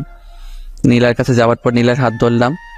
নীলা আমাকে দেখে রেগে গেছে, তার উপর হাত ধরেছে। নীলা আমাকে সজোরে একটা থাপ্পড় দিয়ে বলে, এই ছোট লোক, তোর সাহস কি করে হয় আমার হাত ধরার?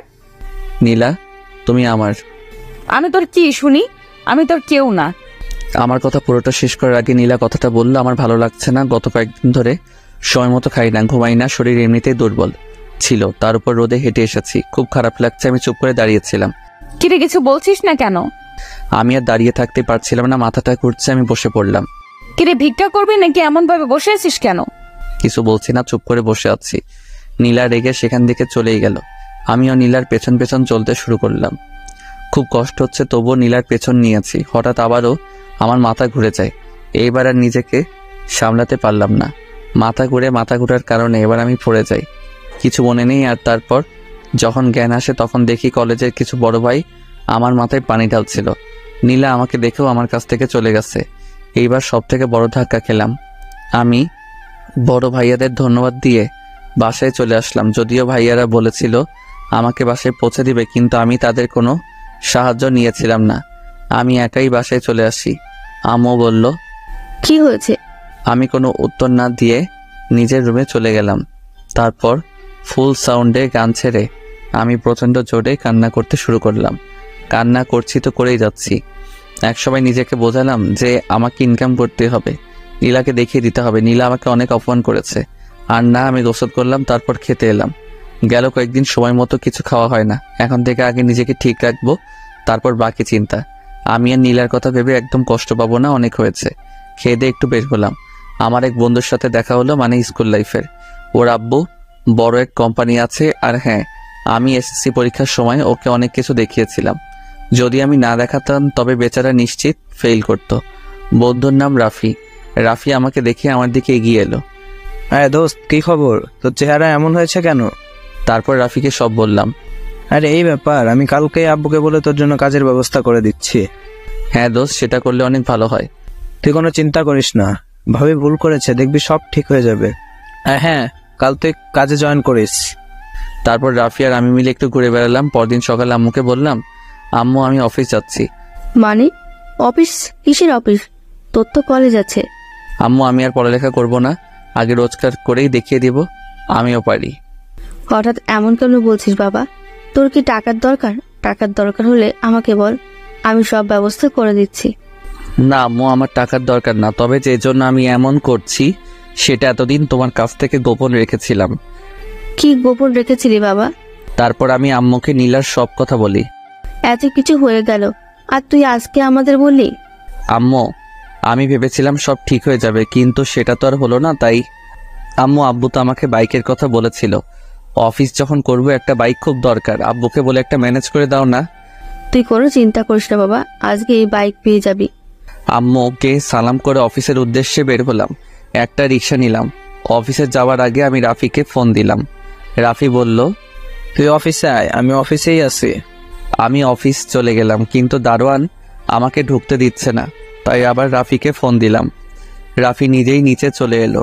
রাফি আমাকে নিয়ে তার বাবার কাছে চলে গেল। আব্বু, এই সোহেল আমার বন্ধু, যার কথা তোমাকে বলেছিলাম। আচ্ছা বাবা, তুমি পড়ালেখা বাদ দিয়ে হঠাৎ চাকরি করবে কেন? আমি তাকে আমার সব কথা বললাম।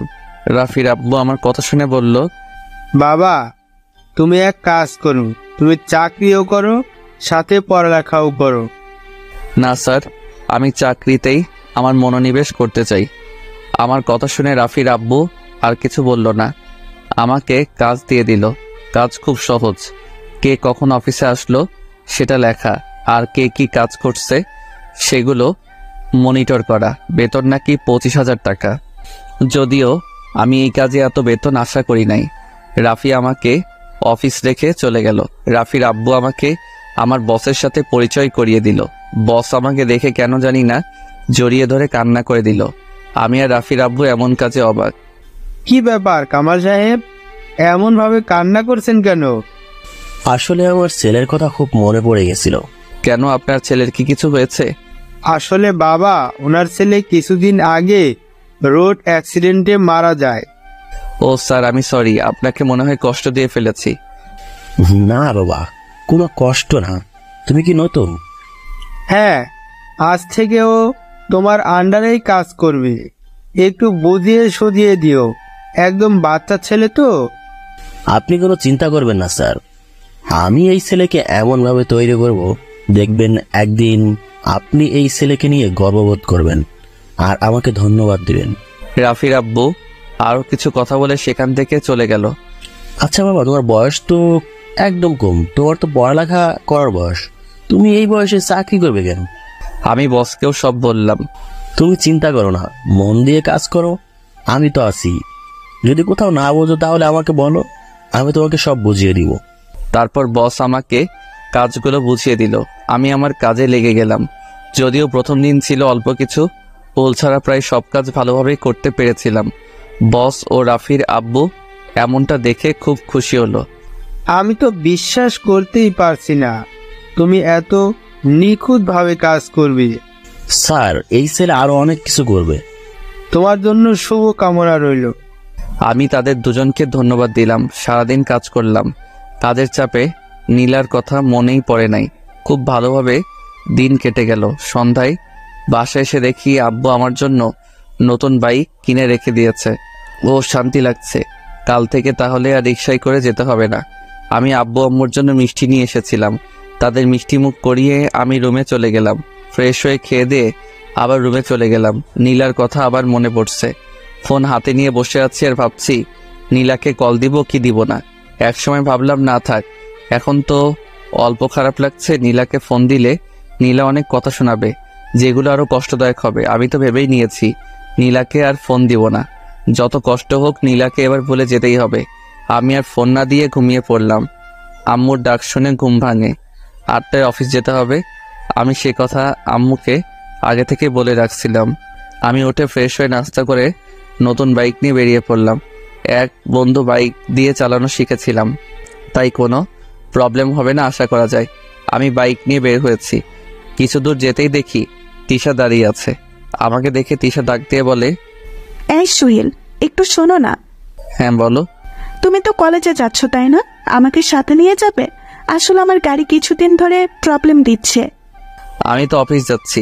আচ্ছা উঠো, কলেজের সামনে দিয়েই তো যাব। তিশা উঠে বসে। আমি বাইক চালানো শুরু করি। আচ্ছা, তুমি পড়ালেখা বাদ দিলে কেন? এমনি একটা ভালো কাজ পেলাম তাই ছেড়ে দিলাম। তুমি তো আর কলেজে যাবে না তাই না? হ্যাঁ। আচ্ছা নীলা, তোমার এত ভালো বন্ধু ছিল, কিন্তু হঠাৎ কি এমন হলো তোমাকে নীলা সহ্য করতে পারে না? তুমি এত কথা বলো না তো, আমার সমস্যা হচ্ছে। কেন বলো না, এত ভালো ফ্রেন্ডশিপ নষ্ট হলো কিভাবে? এই, তুমি থামবে নাকি এখানে নামিয়ে দিব? তিশা আমার কথা শুনে চুপ হয়ে গেছে, আর কোনো কথা বলল না। কলেজের সামনে এসে নামো। তিশা যখন নামছিল তখন নীলা সেটা দেখেছিল, কিন্তু নীলার ভাব দেখে মনে হচ্ছিল ব্যাপারটা স্বাভাবিকভাবেই নিয়েছে। দেখেও না দেখার ভান করে চলে গেছে। আমিও তিশাকে নামিয়ে দিয়ে অফিসে চলে গেলাম। নিজের কাজে মন দিলাম। আগের থেকে অনেকটাই গুছিয়ে নিয়েছি নিজেকে। এখন আর নীলার কথা ভেবে কষ্ট পাই না। 15 দিন পর আমি অফিসে যাচ্ছি। তিশা আবার আমাকে ডাক দিল। আমি থামলাম।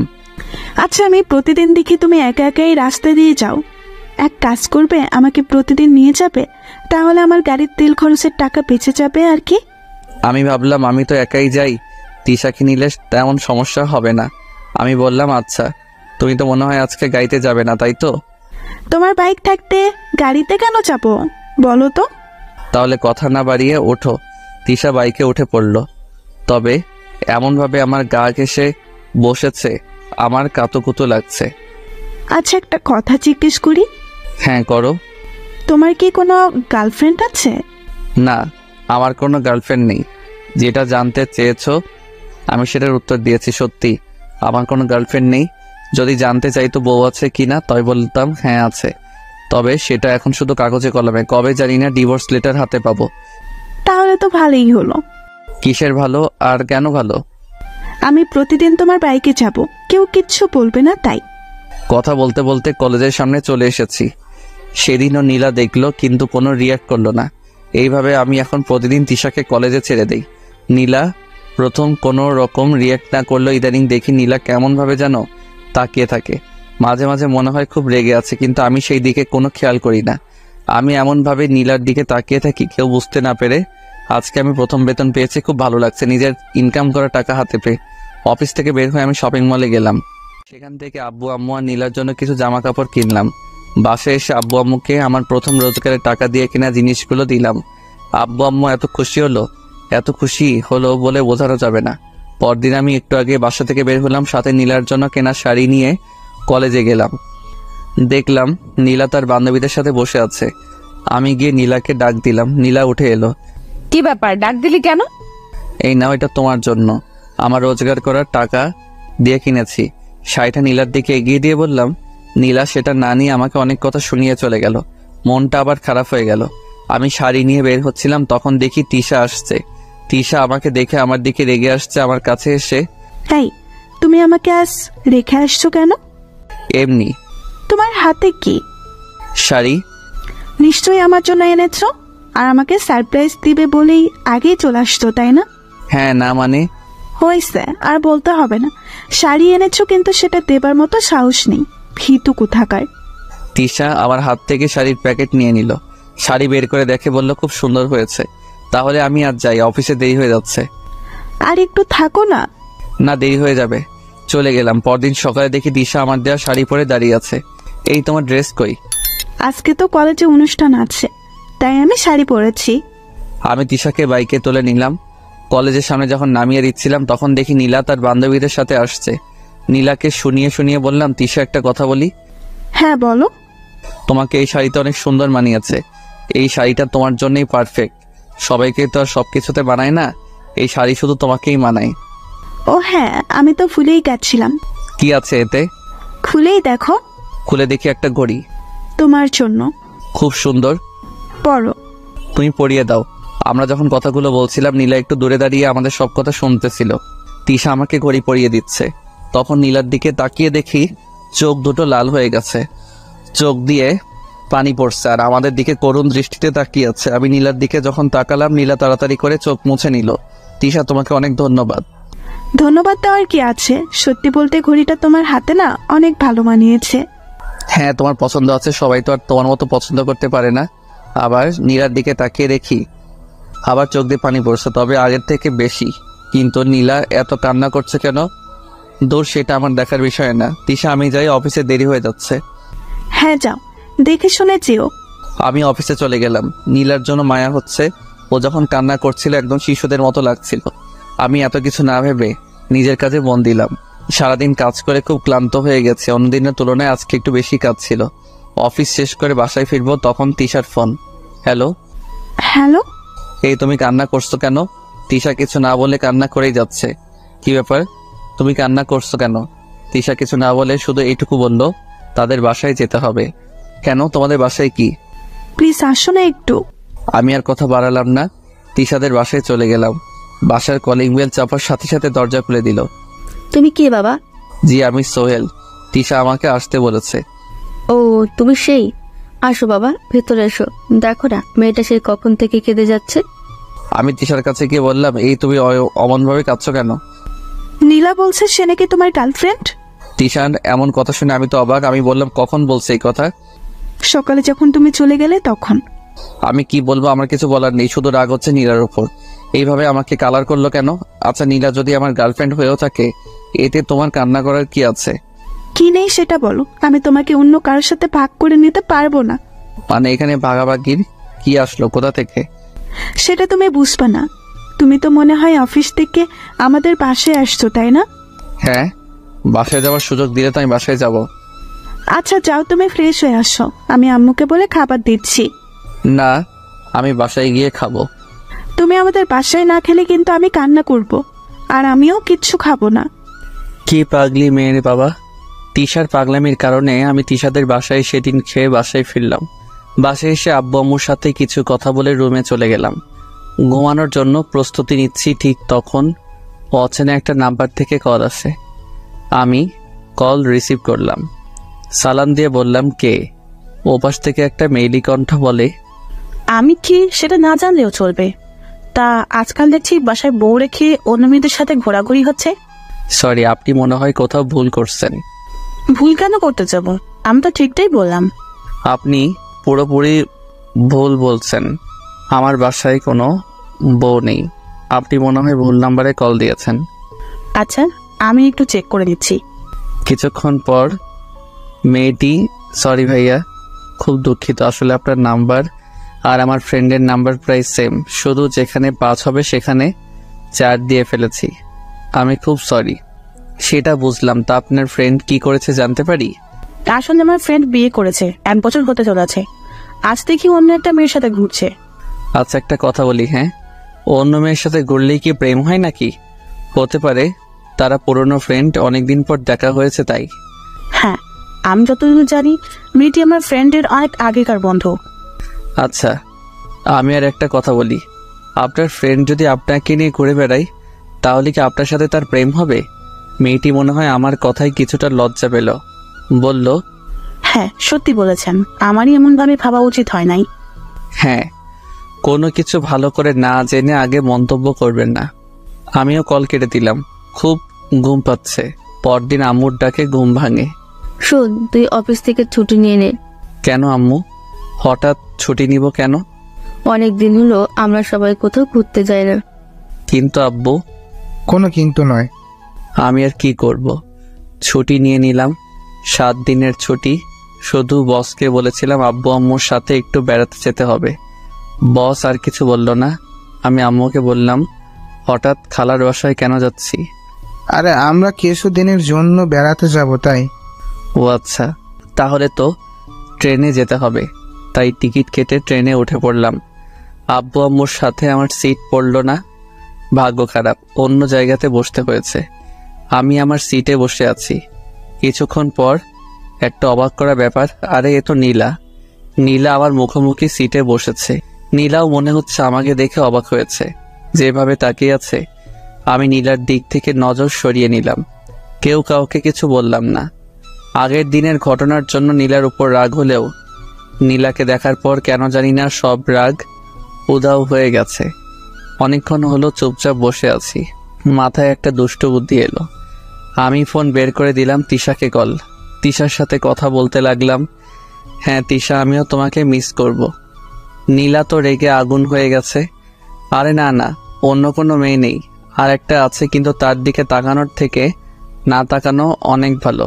হ্যাঁ আচ্ছা, আমি আমার খেয়াল রাখবো, তুমি তোমার খেয়াল রেখো। নীলা আগের থেকে বেশি রেগে গেছে আর চোখ দুটি লাল হয়ে গেছে। আরে তুমি আগে বললে তোমাকে সাথে নিয়ে আসতাম। সত্যি বলতে একা একা বের হচ্ছি। নীলা এবার কেঁদেই দিছে। হ্যাঁ, এইবার তো একসাথে যাওয়া হলো না। আমি ঢাকাতে ফিরে তোমাকে নিয়ে অনেক জায়গায় ঘুরবো, অনেক জায়গায়। নীলা এবার আর বসে না থেকে দাঁড়িয়ে আমার হাত থেকে ফোন কেড়ে নিয়ে নিজের ব্যাগে ঢুকিয়ে রাখলো। এটা কি হলো? আপনি আমার ফোন নিলেন কেন? আমার ইচ্ছে হয়েছে তাই নিলাম। দেখুন, আমি ফোন ছাড়া চলতে পারি না। আমার ফোন আমাকে ফেরত দিন। নীলা তারপর যা করলো সেটা হলো ফোনের সিম খুলে আমাকে ফোন দিয়ে দিল। এটা কি হলো? আমি নেট চালাবো কিভাবে? কেন, নেট চালিয়ে ওই ডাইনির সাথে কথা বলবি তাই না? দেখুন, আমার সিম আমাকে ফেরত দিন। না, সেটা পাবি না। আব্বু আম্মুকে ফোন দিব তো? এই নে, আমারটা দিয়ে দে। দৌড়, ভালো লাগে না। আমার জিনিস আমাকে ফেরত দিচ্ছে না। মনে হচ্ছে সিমটা নীলার বাবার কেনা। আমি আর কিছু বললাম না।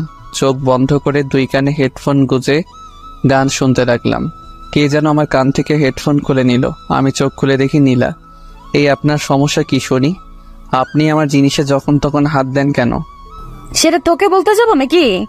দেখুন, এখানে অনেক লোকজন আছে বলে এখন আপনাকে কিছু বলছি না, না হলে চড়িয়ে গাল লাল করে দিতাম। অভদ্রমে একজন অপরিচিত মানুষের সাথে এত কিসের রাগ? নীলা হয়তো আমার কাছ থেকে এমনটা আশা করেনি, কিন্তু যেই মেয়ে আমাকে আগে অনেক অপমান করেছে সেই মেয়ে আমার জিনিসগুলোতে একের পর এক হাত দিয়েই যাচ্ছে। নীলা আমার কথা শুনে আর কিছু না বলে নিজের সিটে বসে পড়ে। কিছুক্ষণ পর লক্ষ্য করি নীলা কাঁদছে। কিছুক্ষণ পরপর চোখ মুছেই যাচ্ছে, চোখ লাল করে ফেলেছে কেঁদে। কাঁদুক, তাতে আমার কি? আমি তো নীলার কিছু হই না। চট্টগ্রাম পৌঁছে গেছি, ট্রেন থেকে নামবো। তার আগে নীলার দিকে আরো একবার ভালো করে তাকিয়ে দেখি নীলা তখনও কাঁদছে, চোখ ভয়ঙ্কর লাল হয়ে গিয়েছিল। ইচ্ছে করছিল চোখের পানি মুছে দিতে, কিন্তু যখনই নীলার করা অপমানগুলোর কথা মনে পড়ল তখনই আমার রাগ উঠে গেল। আমি নীলাকে রেখেই ট্রেন থেকে নামলাম। আব্বু আম্মুকে খুঁজে পেতে তেমন সমস্যা হয়নি, তাদের সাথে খালার বাসায় চলে গেলাম। গত 7 দিনে কারোর সাথে কোনো কথা হয়নি। কি করে হবে, সিম নেই, আর আমি ফেসবুকিং খুব কম করি। 7 দিন পর ঢাকাতে চলে আসি। অফিস যাওয়ার জন্য বাসা থেকে বের হয়েছি। কিছুদূর এগোতেই দেখি তিশা দাঁড়িয়ে আছে। আমি তিশার কাছে যেতেই, ওই হারামি, এই 7 দিনে একবারও ফোন করলি না কেন? আর তোর ফোন বন্ধ ছিল কেন? হারামি বিলাই। এই তুমি রাগ করো কেন? আমার সিম হারিয়ে গেছে। মিথ্যা বলার জায়গা পাস না। ফোন না হারিয়ে সিম হারিয়ে গেছে, এমন একটা দিব না। ওরে বাবারে, এই মেয়ে তো পুরাই গন্ডি। এই তুমি কি বলছো? আমাকে আব্বু হতে দিবে না মানে? ও সরি, সেটা হবে না, কারণ কেউ একজন তো তোর সন্তানের আম্মু হবার জন্য অপেক্ষা করছে। আচ্ছা আমি চলি তাহলে। চলবি মানে? আমি এতক্ষণ তোর জন্য অপেক্ষা করে আছি, আমাকে একা রেখে তুই চলে যাবি? তাহলে তাড়াতাড়ি ওঠো। তারপর তিশা উঠে বসলো, আমিও বাইক চালাতে শুরু করে দিলাম। কলেজে নামিয়ে দিলাম। আচ্ছা যাও, আর শোনো, তোমার নাম্বার দিয়ে ফোন দিও, কথা আছে। আমি তিশাকে বিদায় জানিয়ে সেখান থেকে চলে গেলাম। দেখি কলেজের 2 নাম্বার গেইটে নীলা দাঁড়িয়ে আছে, আমাকে ইশারা দিয়ে থামতে বলছে। যদিও নীলার সাথে কথা বলার কোনো ইচ্ছা আমার নেই, তবু মেয়েটা এমনভাবে ডাকছে, না শুনে যাওয়া মনে হয় ঠিক হবে না। আমি বাইক থামালাম। হ্যাঁ বলুন, আমাকে কেন দাঁড় করালেন? কেমন আছো? ওই আমি কেমন আছি না আছি সেটা জানার জন্য কি আপনি আমাকে দাঁড় করিয়েছেন নাকি? কোনো কাজ কাম নেই, থাকেন তো আজাইরা যত সব। এমন ভাবে বলছো কেন? কেমন ভাবে বললাম আমি? রাস্তা ছাড়ুন, আমার অফিসের দেরি হয়ে যাচ্ছে। অফিস করতে গিয়ে বলেছে পড়াশোনা বাদ দিয়ে? সেটা আপনার থেকে ভালো কেউ জানে না। আমার রাস্তা ছাড়ুন। এই নাও তোমার সিম কার্ড। আমি নীলার কাছ থেকে সিম নিয়ে চলে এলাম। কি দরকার এমন মানুষের সাথে কথা বলার, যে কিনা কোনো একদিন আমাকে জানা তাই বলে অপমান করেছে? আমি যখন চলে আসছিলাম বাইকের লুকিং গ্লাস দিয়ে দেখছিলাম নীলা আমার দিকে তাকিয়ে আছে আর চোখ মুছছে। আমি অফিসে চলে গেলাম। অফিসের বসের সাথে কিছু কথা বলে আমার কাজে আমি মন দিলাম। অনেক দিনের কাজ পড়ে আছে, কাজ করতে করতে হাঁপিয়ে গেলাম, তবুও কাজ শেষ হয় না। আমি মনে মনে বললাম, আর কোনোদিন ছুটি নিয়ে বেড়াতে যাব না। সারাদিন কাজের চাপে মাথা ধরে গেছে। রাতে বাসায় ফিরলাম। এইভাবে চলে গেল আরো কিছুদিন। শুক্রবার শুয়েছিলাম, বিকালের দিকে তিশার ফোন। হ্যাঁ বলো। এই তুমি না আমাকে বলেছিলে আমাকে নিয়ে ঘুরতে যাবে? হ্যাঁ কথা ছিল তো। তাহলে চলো না, আজকেই আমরা ঘুরতে যাব।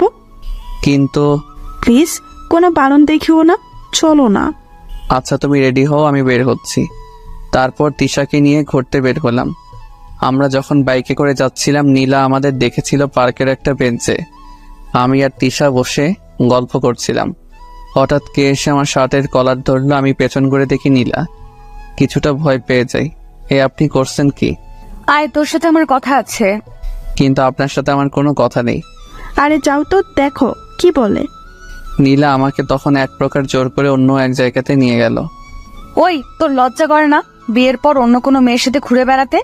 না, আমার লজ্জা করে না। আর আমার বিয়ে কবে হলো? আমার বউকে, আমার বাসায় তো কোনো বউ নেই। এত কিছু বলার কি আছে? তুই সত্যি একটা চরিত্রহীন ছেলে, তোর চরিত্র ঠিক নেই। 2টা চর আমি নীলার গালে বসিয়ে দিলাম আর বলতে লাগলাম, ওই তুই আমার চরিত্র খারাপের কি দেখেছিস? আর শোন, তুই আমার পেছনে কেন এইভাবে লেগে আছিস? আমি তো তোকে মুক্তি দিয়ে দিয়েছি। তুই থাক না, তোর মতন আমাকে জ্বালাতে কেন আসছিস? কারণ তুই আমার স্বামী, আমি তোর সাথে অন্য কোনো মেয়েকে সহ্য করতে পারি না। দেখ, আমাদের স্বামী স্ত্রীর সম্পর্ক তো অনেক আগেই শেষ হয়ে গেছে। শুধু কাগজে কলমে আছে, আমাকে পেপার পাঠিয়ে দিস, আমি সাইন করে দিব। আর প্লিজ তুই আমাকে এইভাবে জ্বালানো বন্ধ কর। আমি সত্যিই কি তোকে অনেক বিরক্ত করি? হ্যাঁ অনেক। আরো করবো, তাতে তোর কোনো সমস্যা?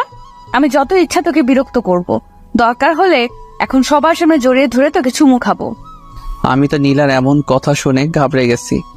এত লোকের সামনে যদি সত্যি আমাকে চুমু খায় তাহলে তো আমার মান সম্মান সব শেষ।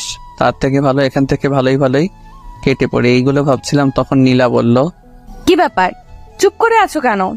আমার না খুব চাপ পেয়েছে, আগে আমি চাপ মুক্ত হয়ে আসি, তারপর বাকি কথা বলবো, কেমন? আচ্ছা যাও, একটু তাড়াতাড়ি এসো কিন্তু। হ্যাঁ আমি যাবো আর আসবো, আপনি একটু অপেক্ষা করেন। তারপর আমি সেখান থেকে চলে এলাম। আমি তিশাকে ফোন করে বলেছিলাম আমার কিছু কাজ আছে, তাই বাসায় যেতে হবে। তারপর আমি সেখান থেকে সোজা বাসায় চলে আসি। এসে মাত্র রুমে এলাম, আর তখনই নীলার ফোন। অসহ্য লাগে, তাও কেন বারবার আমাকে ফোন দিবে? এই আপনার কি কোনো কাজ কাম নেই যখন তখন আমাকে এভাবে ফোন দিবেন না? সেটা পরে ভেবে দেখা যাবে, তার আগে তুই বল, আমাকে রেখে পালিয়ে গেলি কেন? আমার ইচ্ছা হয়েছে তাই এসেছি, আপনার সাথে আমার তো কোনো কথা নেই। তাহলে আমি শুধু শুধু আপনার সাথে কিসের কথা বলতাম জানতে পারি? তোর কিছু বলার থাকতে নাই পারে, কিন্তু আমার তোকে বলার মতো অনেক কথা আছে। আপনার কোনো কথা শোনার আমার ইচ্ছা নাই, রাখি। দয়া করে এখন আর আমাকে ডিস্টার্ব করবেন না, আমি ঘুমাবো। ওই তুমি আমার সাথে এমন কেন করছো? আর কোনো কথা না বলে ফোন কেটে দিলাম। একদিন আমিও অনেক কথা বলতে চেয়েছিলাম, কিন্তু নীলা কখনো আমার কথা শুনতো না, আমাকে অনেকভাবে অপমান করত। আমি সব চুপচাপ সহ্য করে নিয়েছিলাম, এই আশায় যে নীলা একদিন তার ভুল বুঝতে পারবে। কিন্তু সেটার হলো কই? নীলা তো দিনের পর দিন আমাকে অনেক অপমান করত। না, এইসব ভাবলে আমারই অনেক কষ্ট লাগে। এইসব ভাবছিলাম, আবার নীলার ফোন। উফ, এই মেয়েটা পেয়েছেটা কি? আমি ফোন বন্ধ করে রেখে দিলাম আর বললাম, দে এবার কল দেখি কত কল দিতে পারি। ফোন বন্ধ করে দিলাম। এক ঘুমে রাত পার হয়ে গেল। আমি উঠে ফ্রেশ হয়ে নাস্তাকে অফিসে যাওয়ার জন্য বের হয়েছি। প্রতিদিন তিশা যেখানে দাঁড়িয়ে থাকতো, আজকে সেখানে ছিল না। মনে হয় আসছে, একটু কল দিয়ে দেখি। তিশাকে কল দিলাম, কল রিসিভ হলো। হ্যালো তিশা, কই তুমি? কলেজে যাবে না? ওপাশ থেকে। তুমি তো সোহেল, তাই না? হ্যাঁ, কিন্তু আপনি কে? আমি তিশার আম্মু বলছি। ও আন্টি, আপনি কেমন আছেন? ভালো নেই বাবা। কেন আন্টি, এমন কেন বলছেন? আসলে বাবা, গতকাল রাত থেকে তিশার মাথা প্রচুর ব্যথা করছিল। তিশা তখন একটা ঘুমের ওষুধ খেয়ে ঘুমায়, কিন্তু সকালে আমরা দেখি তিশার কোনো জ্ঞান নেই। তাই আমি আর তোমার আঙ্কেল তিশাকে হাসপাতালে নিয়ে এসেছি। আচ্ছা আন্টি, চিন্তা করবেন না, আমি বিকালে যাব একবার হাসপাতালে। এই বলে ফোন কেটে দিলাম। অফিস গেলাম, কিন্তু কাজে মন বসছে না। বসকে বললাম, বস বলল দুপুর পর্যন্ত কাজ করে তারপর বাসায় যেতে। বসকে ধন্যবাদ জানিয়ে আমি কাজে মন দিলাম। দুপুরে অফিস থেকে ছুটি নিয়ে চলে গেলাম হাসপাতালে। আন্টি বলল তিশাকে নাকি অনেকগুলো টেস্ট করাতে হবে। আমি আন্টির সাথে বেশি কথা না বলে তিশার কাছে চলে গেলাম। দেখি তিশা শুয়ে আছে। আমি তিশার পাশে গিয়ে বসলাম। কোনো কথা বলছি না। হঠাৎ তিশা চোখ মেলে তাকালো। আমাকে দেখে তিশা তো দারুণ খুশি। তোমার এতক্ষণে আসার সময় হলো বুঝি? জানো তোমাকে কত মিস করছিলাম। তুমি এখন সুস্থ আছো তো? এতক্ষণ অসুস্থ থাকলেও এখন আমি সুস্থ হয়ে গেছি। আচ্ছা, তোমার কি হয়েছিল গতকাল রাতে? আমার তো অত কিছু মনে নাই, শুধু এটুকু মনে আছে আমার মাথা অনেক ব্যথা করছিল, তারপর আর কিচ্ছু মনে নেই। আচ্ছা, তোমার এত কথা বলার দরকার নেই, এখন চুপ করে শুয়ে থাকো। না, আমি চুপ থাকতে পারবো না, আমি তোমার সাথে কথা বলবো। আমার কথা না শুনলে আমি এখনই চলে যাব। কিন্তু এই না না, আমি চুপ হয়ে যাচ্ছি, তবুও তুমি যেও না প্লিজ। হ্যাঁ, তুমি চুপ থাকলে আমি যাব না। এরপর তিশা চুপ হয়ে যায় আর আমার দিকে তাকিয়ে থাকে। আমি তিশার দিকে তাকাতে পারছি না, আমি অন্যদিকে চেয়ে আছি। হঠাৎ তিশা বলল, এই তুমি দুপুরে খেয়েছো? না, আমি তো অফিস থেকে এখানে এসেছি। তুমিও না? দাঁড়াও, আমি এক্ষুনি আম্মুকে বলছি। তিশা, এটা তোমার বাসা না, ওকে? তাহলে তুমি প্লিজ এখন বাসায় চলে যাও, আবার পরে এসো। হ্যাঁ, আমি আজ যাই, কেমন? পরে আবার আসবো। ওকে, যাও, দেখে শুনে যাবে কিন্তু। তুমি দেখে শুনে থেকো। চলে এলাম বাসায়। আম্মু জিজ্ঞেস করছিল তাড়াতাড়ি বাসায় ফেরার কারণ কি। আমি বলেছিলাম ভালো লাগছিল না, তাই চলে এসেছি। আম্মু আর কিছু বলে নাই। রাতে শুয়ে আছি, তখন তিশা ফোনে হ্যাঁ বলল। রাতে হঠাৎ কেন ফোন দিলে? তোমাকে দেখতে খুব ইচ্ছে করছে, একটু আসবে? কাল গেলে হয় না? না, হয় না। তুমি এখন আসো না প্লিজ, একবার আসো, খুব মিস করছি তোমায়। আচ্ছা, আমি আসছি, তবে বেশিক্ষণ থাকতে পারবো না কিন্তু। আগে তো তুমি আসো, পরে বাকি কথা। আমি চলে গেলাম হাসপাতালে। তিশা এখন উঠে বসেছে। আমাকে দেখে তিশা বলল, এই তুমি এসেছ, আসো আমার কাছে আসো। আমি গিয়ে তিশার পাশে বসে পড়ি। তিশার আম্মু ছিল সেখানে। আমাদের বলল, তোরা কথা বল, আমি ডাক্তারের সাথে কথা বলে আসছি। তা এই এত রাতে আমাকে ডেকে আনার কি দরকার ছিল? আমি কি করব, তোমাকে আমি খুব মিস করছিলাম, দেখতে খুব ইচ্ছা করছিল, তাই তো ডেকে আনলাম। দেখা হয়ে গেছে, এবার আমি যেতে পারি? প্লিজ আর কিছুক্ষণ থাকো না। না, আমার আবার কাল সকালে অফিস আছে। আচ্ছা তাহলে যাও, দেখে শুনে যাবে। বাসায় যাবার পরে আমাকে ফোন দিয়ে জানিয়ে দিবে কিন্তু। আমি তিশাকে বাই বলে বাসায় এসে তিশার সাথে কিছুক্ষণ কথা বলে ঘুমিয়ে পড়ি। তিশা 4 দিন হাসপাতালে ছিল। আমি প্রতিদিন তিশার সাথে দেখা করতে যেতাম। 5 দিন পর তিশা আবার কলেজে যাবে। আমাকে আগে থেকে ফোন দিয়ে জানিয়ে দিল। আমি যথাসময়ে তিশাকে পিক আপ করলাম। কলেজের সামনে তিশাকে নামিয়ে কিছু কথা বলছিলাম, তখন দেখি নীলা আমাকে দেখে রাগী লোক নিয়ে তাকিয়ে আছে। নীলাকে আরো একটু রাগানোর জন্য তিশার সাথে আরো হেসে হেসে কথা বললাম। তাদের কাজ হলো নীলা আরো রেগে গেছে। তারপর আমি তিশাকে বাই বলে অফিসে চলে গেলাম। এইভাবে আরো 10 দিন কেটে গেল। আমি একটা বিষয় খেয়াল করলাম, তিশা দিন দিন কেমন জানি শুকিয়ে যাচ্ছে, চোখের নিচে কালি পড়ে গেছে। আমি অনেকবার জিজ্ঞেস করেছি, কিন্তু তিশা আমাকে কখনো তার সঠিক উত্তর দেয় নাই। নানানভাবে কথা এড়িয়ে যেত। 14 দিনের মাথায় আমি অফিস থেকে বাড়ি ফিরে রীতিমতো অবাক হয়ে গেলাম। কেন জানেন, আমি অফিস থেকে বাসায় ফিরে কলিং বেল চাপতেই নীলা দরজা খুলে দেয়। আমি মনে হয় কোনো স্বপ্ন দেখছি, তাই না? কেন স্বপ্ন দেখতে যাবে কেন? না মানে আপনি আমাদের বাসায়, তো তাই। এটা তো আমার বাড়ি, আমি থাকবো না তো ওই ডাইনিংটা থাকবে নাকি? সরি, এটা আপনার বাসা হলো কবে? যেদিন তোমাকে বিয়ে করেছি সেদিন থেকেই। নীলার মুখে বিয়ের কথা শুনে রাগ উঠে গেছে। দেখেন, আপনি আমাদের বাসায় কেন এসেছেন আমি সেটা জানি না, কিন্তু আমাদের বিয়ে নিয়ে কোনো কথা বলবেন না, এই বলে দিলাম। কেন কোনো কথা বলবে না কেন? কারণ বিয়ে একটা পবিত্র কাজ। আপনার মুখে বিয়ের কথা মানায় না।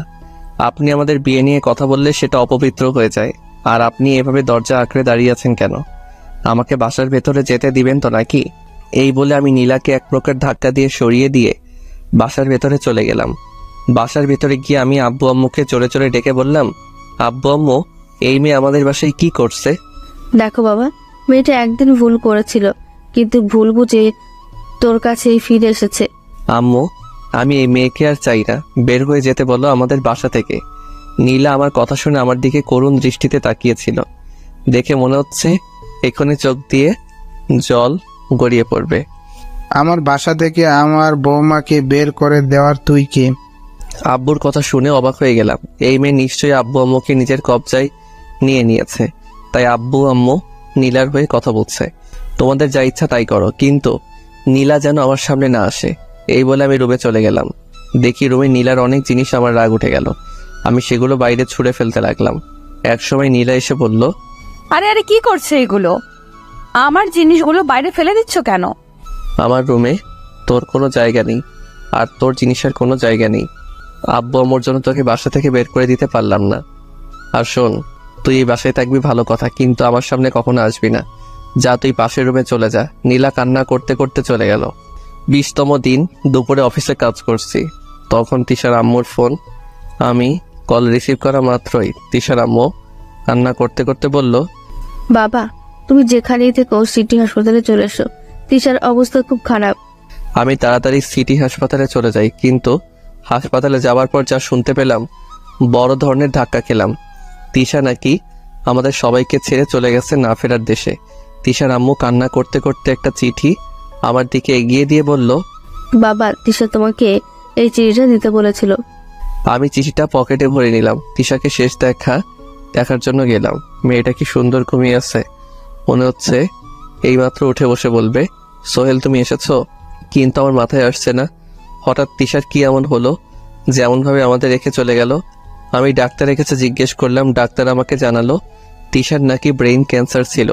সেটা এমন পর্যায়ে ধরা পড়েছিল যখন আর কিছু করার ছিল না। তিশার সব কাজ শেষ করতে করতে রাত হয়ে গেল। বাইক তিশাদের বাসায় রেখে আসলাম।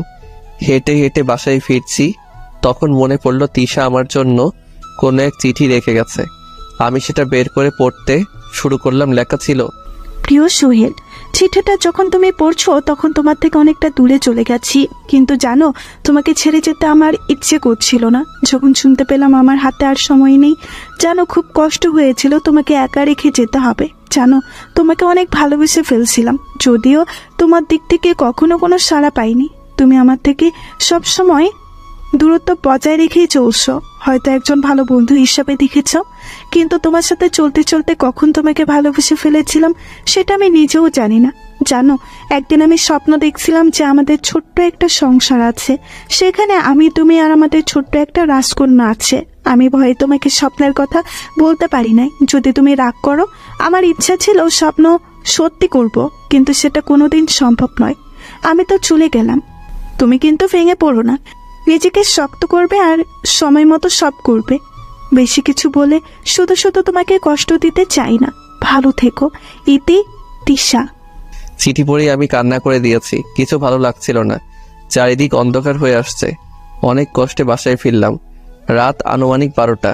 কলিং বেল চাপতেই নীলা দরজা খুলে দিল।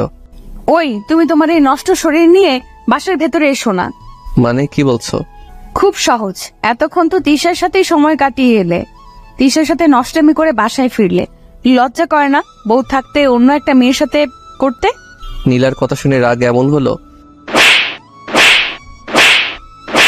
4টা চর বসিয়ে দিয়েছিলাম। নীলা চর খেয়ে বলল, হো এখন তো চর দিবেই, সত্যি বলেছি তো। চুপ, একদম চুপ। তুই কি জানিস যাকে নিয়ে এত খারাপ খারাপ কথা বললি সে একটু আগে আমাদের সবাইকে রেখে চলে গেছে? কোথায় চলে গেছে? আমি কিছু না বলে তিশার দেয়া চিঠি নীলার হাতে ধরিয়ে দিলাম।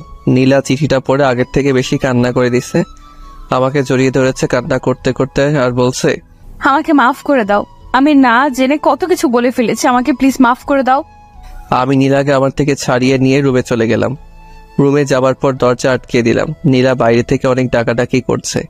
সত্যি তিশার জন্য আমার খুব খারাপ লাগছিল। আমার অত কষ্টের সময় তিশা আমাকে হাসি খুশি রেখেছিল, কিন্তু সেই এইভাবে চলে গেল। এইদিকে নীলা ডাকছে, প্লিজ দরজা খুলো, প্লিজ আমাকে একবার তোমার রুমে ঢুকতে দাও। আমি সত্যি তখন না জেনে তোমাকে নিয়ে খারাপ কথা বলে ফেলেছি, প্লিজ আমার সাথে এমন করো না, আমি যার পারছি না। আমি নীলার কোনো কথাই কান দিচ্ছি না। মানুষ এত খারাপ চিন্তা ভাবনা কিভাবে করতে পারে? আমি গোসল করতে গেলাম। গোসল শেষ করে বাহিরে বের হলাম। তখনও দরজার বাইরে থেকে নীলার কান্নার আওয়াজ শোনা যাচ্ছিল। ন্যাকা কান্না করছে। ভালো লাগে না আমার, যেদিন থেকে এসেছে আমাকে নানানভাবে চালিয়ে মারছে। কান্না কিছুতেই থামছে না, কি করবো ভেবে পাচ্ছিলাম না। তিশার জন্য কষ্ট হচ্ছে, তার উপর নীলার কান্না, সব মিলে একটা অসহ্য হয়ে দাঁড়িয়েছে। আমি কোনো উপায় না পেয়ে একটা ঘুমের ওষুধ খেয়ে ঘুমিয়ে পড়লাম। কিছুক্ষণের মধ্যে চোখে দুপাতা লেগে আসলো।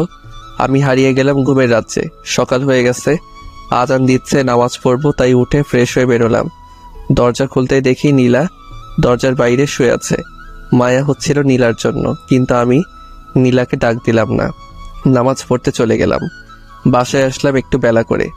বাসায় আসার পর দেখি নীলা রান্না করছে। আম্মু নীলাকে সাহায্য করছে। আমি আম্মুকে উদ্দেশ্য করে বললাম, আম্মু তোমার কি রান্না করতে অসুবিধা হয়? যদি হয় তবে আমাকে বলো, আমি রান্নার জন্য লোক নিয়ে আসবো। কেন, রান্নার জন্য কাজের লোকের কি দরকার? বৌমা তো আছেই, আমাকে সে কখন থেকে সরিয়ে নিজেই রান্না করছে, আমি শুধু একটু সাহায্য করেছি মাত্র।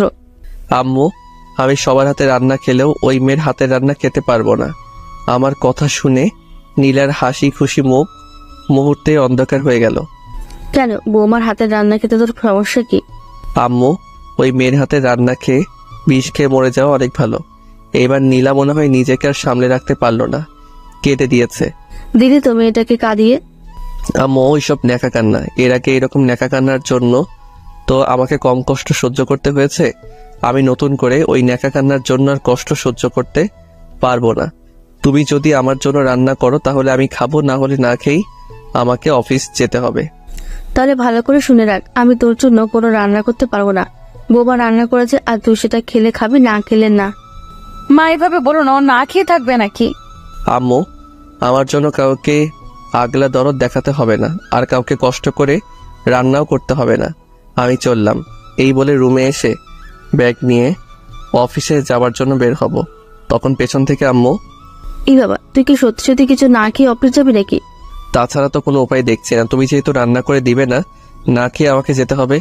বাবা তুই না খেয়ে যাস না, একটু বস তুই, আমি তোর জন্য রান্না করে দিচ্ছি। এখন তার আর দরকার হবে না, আমি চললাম আম্মু। আর নীলা আমাকে অনেকবার ডেকেছিল, কিন্তু কে শুনে কার কথা। আমি অফিস চলে গেলাম। আজ রিক্সায় অফিস যাব। বাইক তিশাদের বাসায় অফিস গিয়ে বসে আছি। পেটে প্রচন্ড ক্ষুধা, বাইরে থেকে যে কিছু খাবো তার জন্য সময় ছিল না। বস এসে আমাকে জিজ্ঞাসা করলো কিছু হয়েছে কিনা। আমি বললাম তেমন কিছু হয়নি, শুধু একটু ক্ষুধা লেগেছে। কেন, তুমি বাসা থেকে কিছু খেয়ে আসোনি? না, সেই সময়টুকু আমি পাইনি। আচ্ছা যাও, ক্যান্টিন থেকে কিছু খেয়ে এসো। খালি পেটে কাজ করলে কোনো কাজ ভালোভাবে শেষ করতে পারবে না। আমি বসকে বললাম আপনিও চলুন না আমার সাথে। না বাবা, এখন তো আমার কিছু কাজ আছে, দুপুরে আমরা একসাথে খাবো, কেমন? আমি বললাম আচ্ছা ঠিক আছে। তারপর আমি একাই ক্যান্টিনে খেতে চলে গেলাম। বাইরের জিনিস আমার আবার তেমন ভালো লাগে না, কিন্তু প্রচন্ড ক্ষুধা লাগার কারণে খেতে হচ্ছে। খাওয়ার পর কাজে মন দিলাম। এখন অনেক ভালো লাগছে। বজ্জাত নীলার জন্য এতক্ষণ কি কষ্টই না হয়েছে। সারাদিনের কাজ শেষ করে তিশাদের বাসায় গেলাম। তিশার আব্বু আম্মুর সাথে কিছু কথা বলবো, আর আমার বাইক আনতে যেতে হবে। তিশাদের বাসায় যে তিশার আব্বু আম্মুর সাথে কিছু কথা বললাম। তারা এখনো তাদের মেয়ের জন্য কান্না করছে। কান্না করারই কথা, একটা মাত্র মেয়ে ছিল। তবে আজ যখন তিশাদের বাসায় ছিলাম, বাসাটা কেন জানি না আমার কাছে প্রাণহীন মনে হচ্ছিল। এর আগে অনেকবার এই বাসায় এসেছি, তখন তিশা সারা বাসা মাথায় করে রাখতো, আর এখন একটা ভূতরে বাসা মনে হচ্ছে। আমি তাদের বললাম দেখুন, কান্না করে আর কি হবে, ভাগ্যে যা ছিল তাই হয়েছে। এইভাবে কান্না না করে তিশার জন্য নামাজ পড়ে দোয়া করুন। আরও কিছু কথা বললাম। তারপর বাইক নিয়ে বাসায় চলে আসলাম। কলিং বেল বাজানোর আগে দেখি দরজা খুলে গেছে। নীলা এসে দরজা খুলে দিয়েছে। আমি নীলার সাথে কোনো রকম কোনো কথা না বলে আমার রুমে চলে গেলাম। রুমে যাওয়ার পর ফ্রেশ হয়ে নিলাম।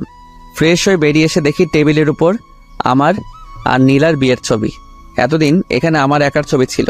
বিয়ের পর কিছুদিন আমার আর নীলার ছবি ছিল, কিন্তু পরে নীলাই সেটা সরিয়ে আমার একার ছবি রেখে দিয়েছিল। ছবিটা দেখে কেন জানি না রাগ হচ্ছে। আমি আম্মুকে ডাক দিয়ে বললাম আম্মু, ও আম্মু তাড়াতাড়ি আমার রুমে আসো তো। আম্মু আমার রুমে এসে বলল কি রে বাবা, কি হয়েছে? এমন ভাবে ডাকছিলি কেন? আম্মু আমার রুমে এসে ওই ছবিটা কে রেখেছে? আমি তো সেটা জানি না। তখন দরজার পাশ থেকে নীলা বলল না মানে ছবিটা আমি রেখেছিলাম আর কি। ওই তোর সাহস হয় কি করে আমার ছবি সরিয়ে একটা মিথ্যা বিয়ের ছবি আমার টেবিলে রাখার? মিথ্যা কিসে? তোমার আর আমার তো সত্যিই বিয়ে হয়েছে, আর সেটার স্মৃতি হিসেবে এই ছবিটা। তোর স্মৃতির কিছুর কই? এই বলে আমি ছবিটা হাতে নিয়ে মেঝেতে ছুঁড়ে মারলাম। কাচের ফ্রেমের সাথে সাথে ভেঙে গেল। আম্মু আর নীলা অবাক দৃষ্টিতে তাকিয়ে আছে। এটা তুই কি করলি বাবা? আম্মু, যেটা করেছি অনেক ভালো করেছি। আচ্ছা বাবা, এখন রাগারাগি করার দরকার নেই, চল খেতে চল। আমি এই মেয়ের হাতে রান্না খেতে পারবো না। তোকে বৌমার হাতে রান্না খেতে হবে না, আমি তোর জন্য রান্না করে রেখেছি। তাহলে ঠিক আছে চলো। আম্মু আমাকে সাথে নিয়ে চললো। যাওয়ার সময় নীলাকে বলল বৌমা তুমি ওসব, সে সকাল থেকে তো না খেয়ে আছো, এখন খেতে চলো। আম্মু, বাসায় কি খাবার ছিল না নাকি? কেন, এই কথা কেন? তুমি তো এখন বললা ওই মেয়েটা নাকি সে সকাল থেকে কিছু খায়নি। বৌমা তো তোর জন্য না খেয়ে আছে, তুই না খেয়ে চলে গেলি। বৌমা বললো তুই যতক্ষণ না খাবি ততক্ষণ নাকি বৌমা কিচ্ছু খাবে না। আমি আর তোর আব্বু কত বোঝাইলাম, কিন্তু কিছুতেই মেয়েটা কিছু খেলো না। এক কথা, তুই বাসায় এসে আগে খাবি, তারপর নাকি সে খাবে। আমি জোর করে বললাম আম্মু, আমার জন্য কাউকে ঢং করে না খেয়ে বসে থাকতে হবে না। আমার যখন ইচ্ছা আমি খাবো। এর জন্য যে কেউ না খেয়ে বসে থাকবে এইভাবে সে কি প্রমাণ করতে চায়? হ্যাঁ, একদিন আমার খুব ভালো লাগতো যখন নীলা আমি না খেলে নিজেও খেত না, কিন্তু এমন এক সময় এসেছিল আমি সারাদিন খেয়েছিলাম নাকি সেটাও জিজ্ঞেস করতো না। আমি যদি নীলাকে কখনো খাওয়ার জন্য বলতাম, নীলা আমার উপর নানানভাবে রাগ দেখাতো। আমারও রাগ হচ্ছে নীলার এমন আজারে ঢং দেখে। আমার খুব রাগ হয়। শুধু আব্বু আম্মুর জন্য নীলাকে বেশি কিছু বলতে পারি না। নিজের রাগ নিজের মধ্যে পোষণ করি। খাবার টেবিলে সবার জন্য মাংস আর আমার জন্য ডিমের তরকারি। আমি আম্মুকে জিজ্ঞাসা করলাম, আম্মু আমার জন্য একটু মাংস রান্না করতে পারলে না? মাংস রান্না করলে তো তুই ভাবতি বৌমার রান্না, আমি আমার নামে চালিয়ে দিয়েছি, তাই তোর জন্য আলাদা তরকারি। তাই বলে ডিমের? বাহ, কত স্বাদ! আহ, তরকারি যা হয়েছে না। আব্বু, তুমি খাচ্ছ না কেন? এত কথার কি আছে? আহ, যা হয়েছে না। বৌমা তুমি এখন থেকে প্রতিদিন রান্না করবে। মন চাচ্ছে সব আমি একাই খেয়ে নেই। আব্বুর এইরকম কথা শুনে আমি প্লেট নিয়ে আমার রুমে চলে গেলাম। এমনিতেও হিংসা হচ্ছিল, সবাই খাচ্ছে মাংস দিয়ে আর আমি ডিম। তার উপর আব্বুর বলা কথাগুলো কোনোরকম সেদিন খেয়ে উঠলাম। ঘুমাতে যাব, তখন নীলা আমার রুমে এলো। কি ব্যাপার, কিছু বলবেন? বলবো, কিন্তু তুমি আমাকে আপনি করে কেন বলছো? তুমি করে বলার অধিকার হারিয়ে ফেলেছি তো তাই। এই তুমি আমাকে আর কত কষ্ট দিতে চাও বলবে একটু? আমি আপনাকে কখন কষ্ট দিলাম? হ্যাঁ, আগে দিয়েছি। সারাদিন আপনার খোঁজ খবর দিয়েছি, নানাভাবে আপনাকে বিরক্ত করেছি, কিন্তু এখন তো আপনাকে আমি কোনোভাবে বিরক্ত করছি না। তাহলে আপনার এত কষ্ট কিসের? তুমি সেটা বোঝো না? না, আমি বুঝি না। আর আজকে জানতো আমার খুব ঘুম পাচ্ছে, ঘুমাবো। কাল আবার অফিস নাকি মিটিং কি আছে, একটু আগে যেতে হবে, অনেক কাজ আছে। ভাবছি আজকে কিছু কাজ করে রাখবো, তাই দয়া করে এখন আমাকে একটু ফ্রি করে দিন প্লিজ। আচ্ছা, আমি কি ক্ষমার অযোগ্য? মানে আপনার কথা কিছু বুঝলাম না। আচ্ছা, তুমি আমার সাথে এমন আর করো না। আমি আর নিতে পারছি না, আমার দম বন্ধ হয়ে আসে। এই, আপনি এখন আমার রুম থেকে জানতো, আমি কাজ করব। না, আমি যাব না, আমি তোমার সাথেই থাকবো। ভালোভাবে যেতে বলছি কিন্তু। না গেলে কি করবা? আমি তখন নীলার হাত ধরে নিয়ে টেনে রুমের বাইরে বের করে দিলাম। কাজ করে ঘুমিয়ে পড়লাম। পরদিন অফিসে যাব, দেখি নীলা কলেজে যাওয়ার জন্য রেডি হয়েছে। এই, আমি তোমার সাথে যাব। কেন আমার সাথে যেতে হবে? কেন পিচ্চি বাচ্চা নাকি? তুমি আমাকে তোমার সাথে নিবে না? আমি নিতে পারবো না নীলা। তারপর রেগে গিয়ে বই খাতা সব ছুঁড়ে ফেলে দিচ্ছে আর বলছে আমি আর কোনোদিন কলেজেই যাব না। সেটা আপনার ব্যাপার, আমি চলি। নীলা আমার কথা শুনে রেগে গেল। রাগের কারণে বই খাতা সব ছুঁড়ে ফেলে দিতে লাগলো। আমি নীলাকে থামানোর কোনো চেষ্টা করলাম না। আমি অফিসে চলে গেলাম। এইভাবেই কাটতে লাগলো দিনগুলো। অনেক দিন কেটে গেল, কিন্তু আমি আমার জায়গা থেকে একদম স্থির আছি। নীলা বারবার আমার কাছে আসতে চায়, কিন্তু আমি আসতে দেই না। নানানভাবে অপমান করে সব সহ্য করে নেয় মেয়েটা। কখন আমাকে এগিয়ে কিছু বলেনি। আগে যে মেয়েটা নিজের চুলগুলো গুছিয়ে রাখতে পারতো না, পাগলির মতো দেখা যেত অনেক সময়, এই কয়েক মাসের ব্যবধানে মেয়েটা কি সুন্দর সংসার গুছিয়ে নিয়েছে। সব কাজ এখন নীলাই করে। আম্মুকে তেমন কোনো কাজ করতে দেয় না। আম্মু শুধু আমার জন্য রান্না করে, কারণ নীলার কোনো কিছু আমার সহ্য হয় না। কিন্তু আগের থেকে এখন নীলার উপর আমার রাগ অনেক কম হয়। পুরনো প্রেম জেগে ওঠে মাঝে মধ্যে। আমি তবুও নীলাকে আমার কাছে কখনো টেনে নেই না। কি দরকার যদি আবার সে আগের মতোই করে। অফিস থেকে এসে একদিন শুয়েছিলাম। নীলা তখন আমার রুমে আসলো। এসে কেমন জানি করতে লাগলো। দেখে বোঝা যাচ্ছে কিছু একটা বলতে চাচ্ছে। কি এবার কিছু বলবে নাকি? না, মানে কালকে আমার সাথে একটু শপিং এ যাবে?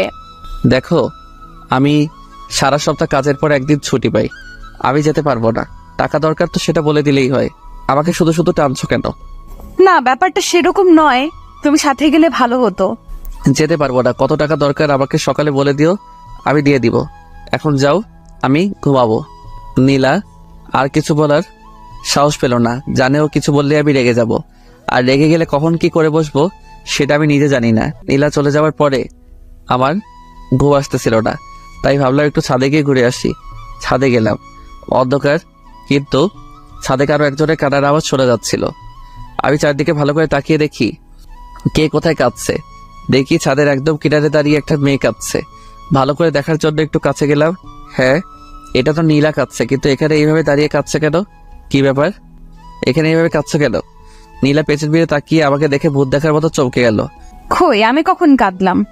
মাত্রই তো শুনতে পেলাম। না, আমি কাঁদি নাই। তা তুমি না ঘুমাবে? ঘুম আসছিল না তো, তাই ছাদে এলাম। ও, চলো না দুজন একসাথে বসে চাঁদ দেখি।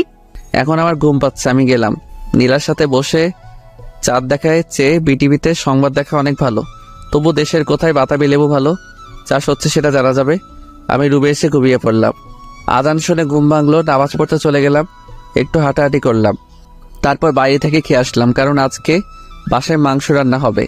আর আমার জন্য হবে ডিমের তরকারি। ভালো লাগে না, যেদিন বাসায় মাংস রান্না করে সেদিনই আমাকে ডিমের তরকারি খেতে হয়। রান্না পারি না বলে নির্যাতন করে।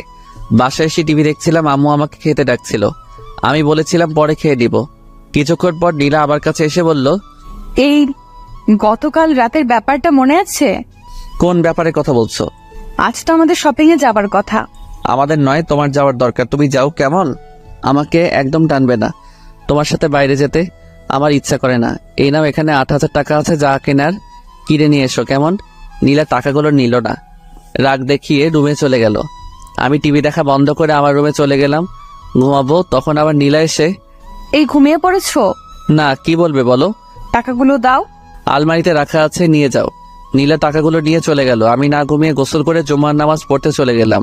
নীলা যখন টাকা নিয়েছিল তখন বাজে 12টা, আর এখন বাজে সন্ধ্যা 7:21। মেয়েটা এখনো কেন বাসায় আসছে না, খুব চিন্তা হচ্ছে আর রাগও হচ্ছে অনেক। এমন সময় কে যেন বাসার কলিং বেল বাজালো। আম্মুকে দরজা খুলে দিল। নীলা বাসায় ফিরেছে, তাহলে দেখেও শান্তি লাগছিল। কি রে মা, এতক্ষণ কোথায় ছিলি? আম্মু আর বলো না, শপিং করতে যাব, কিন্তু রাস্তায় এক বন্ধুর সাথে দেখা হলো, সে তার বাসায় নিয়ে গেল, তাই একটু দেরি হয়ে গেল। আম্মু জিজ্ঞাসা করো ছেলে বন্ধু নাকি মেয়ে? তানহাদের বাসায় গিয়েছিলাম। তা বৌমা, তোমার হাতে এত ব্যাগ কিসের? আগে বাসার ভেতরে চলো, তারপর বলছি। আব্বু আর আমি আগে থেকে বসে টিভি দেখছিলাম, আম্মু এসেও যোগ দিল। তা সোহেলের জন্য কিছু আনিস নেন? ও দাঁড়াও, দেখাচ্ছি। এই বলে নীলা একটা ব্যাগ আব্বুর থেকে এগিয়ে দিয়ে বলল, আব্বু এটা তোমার, আর আম্মু এটা তোমার। কি দরকার ছিল এত টাকা খরচ করার? আব্বু কাল কত তারিখ? 13 তারিখ। তোমাদের হয়তো মনে নেই, কিন্তু আমার খুব ভালোভাবে মনে আছে। আগামীকাল আমাদের বিয়ের 1 বছর পূর্ণ হতে যাচ্ছে, তাই ভাবলাম সবাই মিলে আগামীকালকে ছোট্ট একটা অনুষ্ঠান করব। আমি নীলার কথা শুনে একটু অবাক হলাম, আমার তো মনেই ছিল না। আগে বলবি তো, তাহলে আমি অনুষ্ঠান করতাম। না আব্বু, এই বছর পারিবারিক ভাবেই হোক, আগামী বছর না হয় বড় করে করা যাবে। তা সোহেলের জন্য কিছু আনিসনি? হ্যাঁ এনেছি তো, এই নাও তোমার জন্য এটা। এই বলে নীলা আমার দিকে প্যাকেট এগিয়ে দিল। আমার সেই দিনের কথা মনে পড়ে গেল, যেদিন আমি প্রথম বেতনের টাকা দিয়ে নীলাকে শাড়ি কিনে দিতে গিয়েছিলাম, কিন্তু নীলা আমাকে ফিরিয়ে দিয়েছিল। আমি প্যাকেট হাতে নিয়ে নীলার মুখে ছুঁড়ে মারলাম। কি এলো, প্যাকেট ফেলে দিলি কেন? আম্মু, আমি সবার দেওয়া জিনিস নিব, কিন্তু এর কোনো কিছু নিতে পারবো না। নীলা অবাক চোখে তাকিয়ে আছে। প্লিজ এমন করো না, আমি অনেক খুশি তোমার জন্য পাঞ্জাবিটা এনেছি। এনেছো ভালো কথা, বাইরের কাউকে দিয়ে দিও। নীলা তখন চোখ মুছতে মুছতে প্যাকেটটা উঠিয়ে নিল। আমিও আর সেখানে বসে না থেকে রুমে এসে শুয়ে পড়লাম। আমি সেখানে থাকলে আমাকে অনেক কথা শুনতে হবে। পরদিন সকালে অফিস যাওয়ার জন্য বের হচ্ছিলাম, তখন আম্মু বলল, কি রে, আজকে তুই অফিস যাচ্ছিস কেন? তো আমি কি করব, আর অফিস অনেক কাজ আছে, আমাকে যেতেই হবে। আব্বু আম্মু নীলা আমাকে অনেকবার না করেছিল, কিন্তু কে শুনে কার কথা। আমি অফিস চলে যাই। নীলা অনেকবার ফোন দিচ্ছে, SMS করছে, কিন্তু আমি কোনো কিছুর উত্তর দিচ্ছি না। রাতে বাসায় ফিরলাম, বেল চাপার আগে দরজা খুলে গেল। মনে হয় আগে থেকে অপেক্ষা করছিল। আমি দেখি বাসাটা বেলুন দিয়ে সাজানো, আর টেবিলে সুন্দর একটা কেক রাখা আছে। যা এখন ফ্রেশ হয়ে বৌমার দেওয়া পাঞ্জাবি পরে নিচে আয়। আসছি আম্মু, না হলে আমাকে উপরে আসতে দিত না। আমি আমার রুমে গিয়ে দরজা আটকে জামা চেঞ্জ করে শুয়ে পড়লাম। কখন ঘুমিয়ে পড়েছিলাম মনে নেই, কিন্তু মাঝরাতে বুকের উপর ভারী কিছু ভর করে আছে সেটা বুঝতে পারছি। কে যেন ফিসফিস করে কিছু বলছে, আমি চুপ করে শুনতে লাগলাম। বলছে, আমি কি সত্যি অনেক বড় অন্যায় করে ফেলেছিলাম, যার জন্য এইভাবে আমাকে দূরে সরিয়ে রাখছো? আমি কি ক্ষমার অযোগ্য? তোমার সাথে আমি এমন কেন করছি সেটা তুমি বুঝবে না, কিন্তু তোমার সাথে এত খারাপ ব্যবহার করে আমিও সুখী ছিলাম না। আমি অনেক কষ্ট পেয়েছি। কেন করেছি জানো?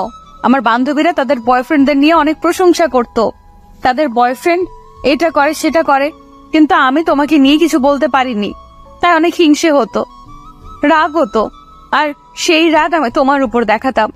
আমি জানি না তুমি কত কষ্ট পেয়েছো, কিন্তু আমি ইচ্ছে করে তোমাকে কষ্ট দিতে চাইনি, আমার রাগের জন্য এত কিছু। কিন্তু জানো, আমার এখন অনেক কষ্ট হয় তোমার ভালোবাসা হারিয়েছি আমার মিথ্যে জেদের কারণে। আমি চাই না এত কিছু, শুধু চাই তুমি আমাকে আগের মতো ভালোবাসো। আমি তোমার ভালোবাসা হারিয়ে বুঝতে পেরেছি তোমার ভালোবাসা আমার জন্য কত দরকার। এসব বলে আবার আমাকে জড়িয়ে ধরে কান্না করতে লাগলো। আমি এতক্ষণ সব কথা শুনছিলাম, কিন্তু এটা ভেবে পাচ্ছিলাম না নীলা আমার রুমে আসলো কিভাবে। নীলা কান্না করে যাচ্ছে। আমিও ভাবলাম, হ্যাঁ মেয়েটাকে অনেক কষ্ট দিয়ে ফেলেছি, এবার থামা দরকার। আমিও তো নীলাকে ভালোবাসি, তাহলে শুধু শুধু দূরত্ব বাড়িয়ে লাভ কি? আর এমনিতেও পাগলিটাকে মনে একটু কষ্ট দিয়ে ফেলেছি, আর পাগলিটা আমাকে ভালোবাসে বলে সবকিছু সহ্য করে নিচ্ছে। আমি তখন শক্ত করে নীলাকে জড়িয়ে ধরলাম আর বললাম, আমারও না তখন অনেক কষ্ট হয়েছে। নীলা আমার সারা পেয়ে কিছুটা চমকে গেল আর বলল, তুমি জেগে আছো? হ্যাঁ আছি। জানো, যখন তুমি আমার সাথে ওইরকম ব্যবহারগুলো করতে আমার খুব কষ্ট হতো, খুব নিজেকে অপরাধী মনে হতো। সরি বাবু, আমি না জেনে ভুল করে ফেলেছি, আমাকে আরো শক্ত করে জড়িয়ে ধরো। সরিতে কাজ হবে না, যে ভুল করেছো তার মাসুল দিতে হবে। বলো কি মাসুল দিব? আমি সব রকম মাসুল দিতে প্রস্তুত আছি। আমাকে ছোট একটা মেয়ে দিতে হবে। একটা কেন, 2টা দিব। না, আমার একটা হলেই চলবে। এই চলো না আজকে বিবাহ বার্ষিকী পালন করি। হ্যাঁ চলো, কিন্তু তার আগে এটা বলো, তুমি আমার রুমে কিভাবে আসলে? তুমি যখন আম্মুর সাথে কথা বলছিলে তখন আমি তোমার রুমে চলে আসি আর লুকিয়ে থাকি, আর তুমি আমাকে দেখো নাই। খুব বুদ্ধি হয়েছে তাই না? হ্যাঁ হয়েছে। চলো আব্বু আম্মুকে ডেকে তুলে কেক কাটবো। এইভাবে কেক কাটবো নাকি? আমার পাঞ্জাবি কই দাও, আমি সেটা পরবো। আর তুমি নিজের জন্য কিছু আনোনি? এনেছি তো, নীল রঙের শাড়ি আর তোমার জন্য নীল রঙের পাঞ্জাবি। তাহলে তো জমবে। একেবারে মাখন। চলো তাড়াতাড়ি রেডি হয়ে কেক কাটবো, তারপর বাকি কাজ করব। বাকি কাজ মানে? আমার তো মেয়ে চাই, সেটার ব্যবস্থা করতে হবে না? নীলা কিছুটা লজ্জা পেয়ে বলল, যা দুষ্ট। আজকে আমার দুষ্টমিগুলো তোমায় দেখাবো। তারপর আমি আর নীলা রেডি হয়ে আব্বু আম্মুকে ডাক দিয়ে কেক কাটলাম। আব্বু আম্মু আর নীলাকে খাইয়ে দিলাম। আব্বু আম্মু অনেক খুশি আমাদের মধ্যে সব ঠিক হয়ে গেছে সেটা দেখে। তারপর আমি আর নীলার রুমে চলে আসলাম। নীলা আমাকে জড়িয়ে ধরে চুমু খেতে শুরু করলো।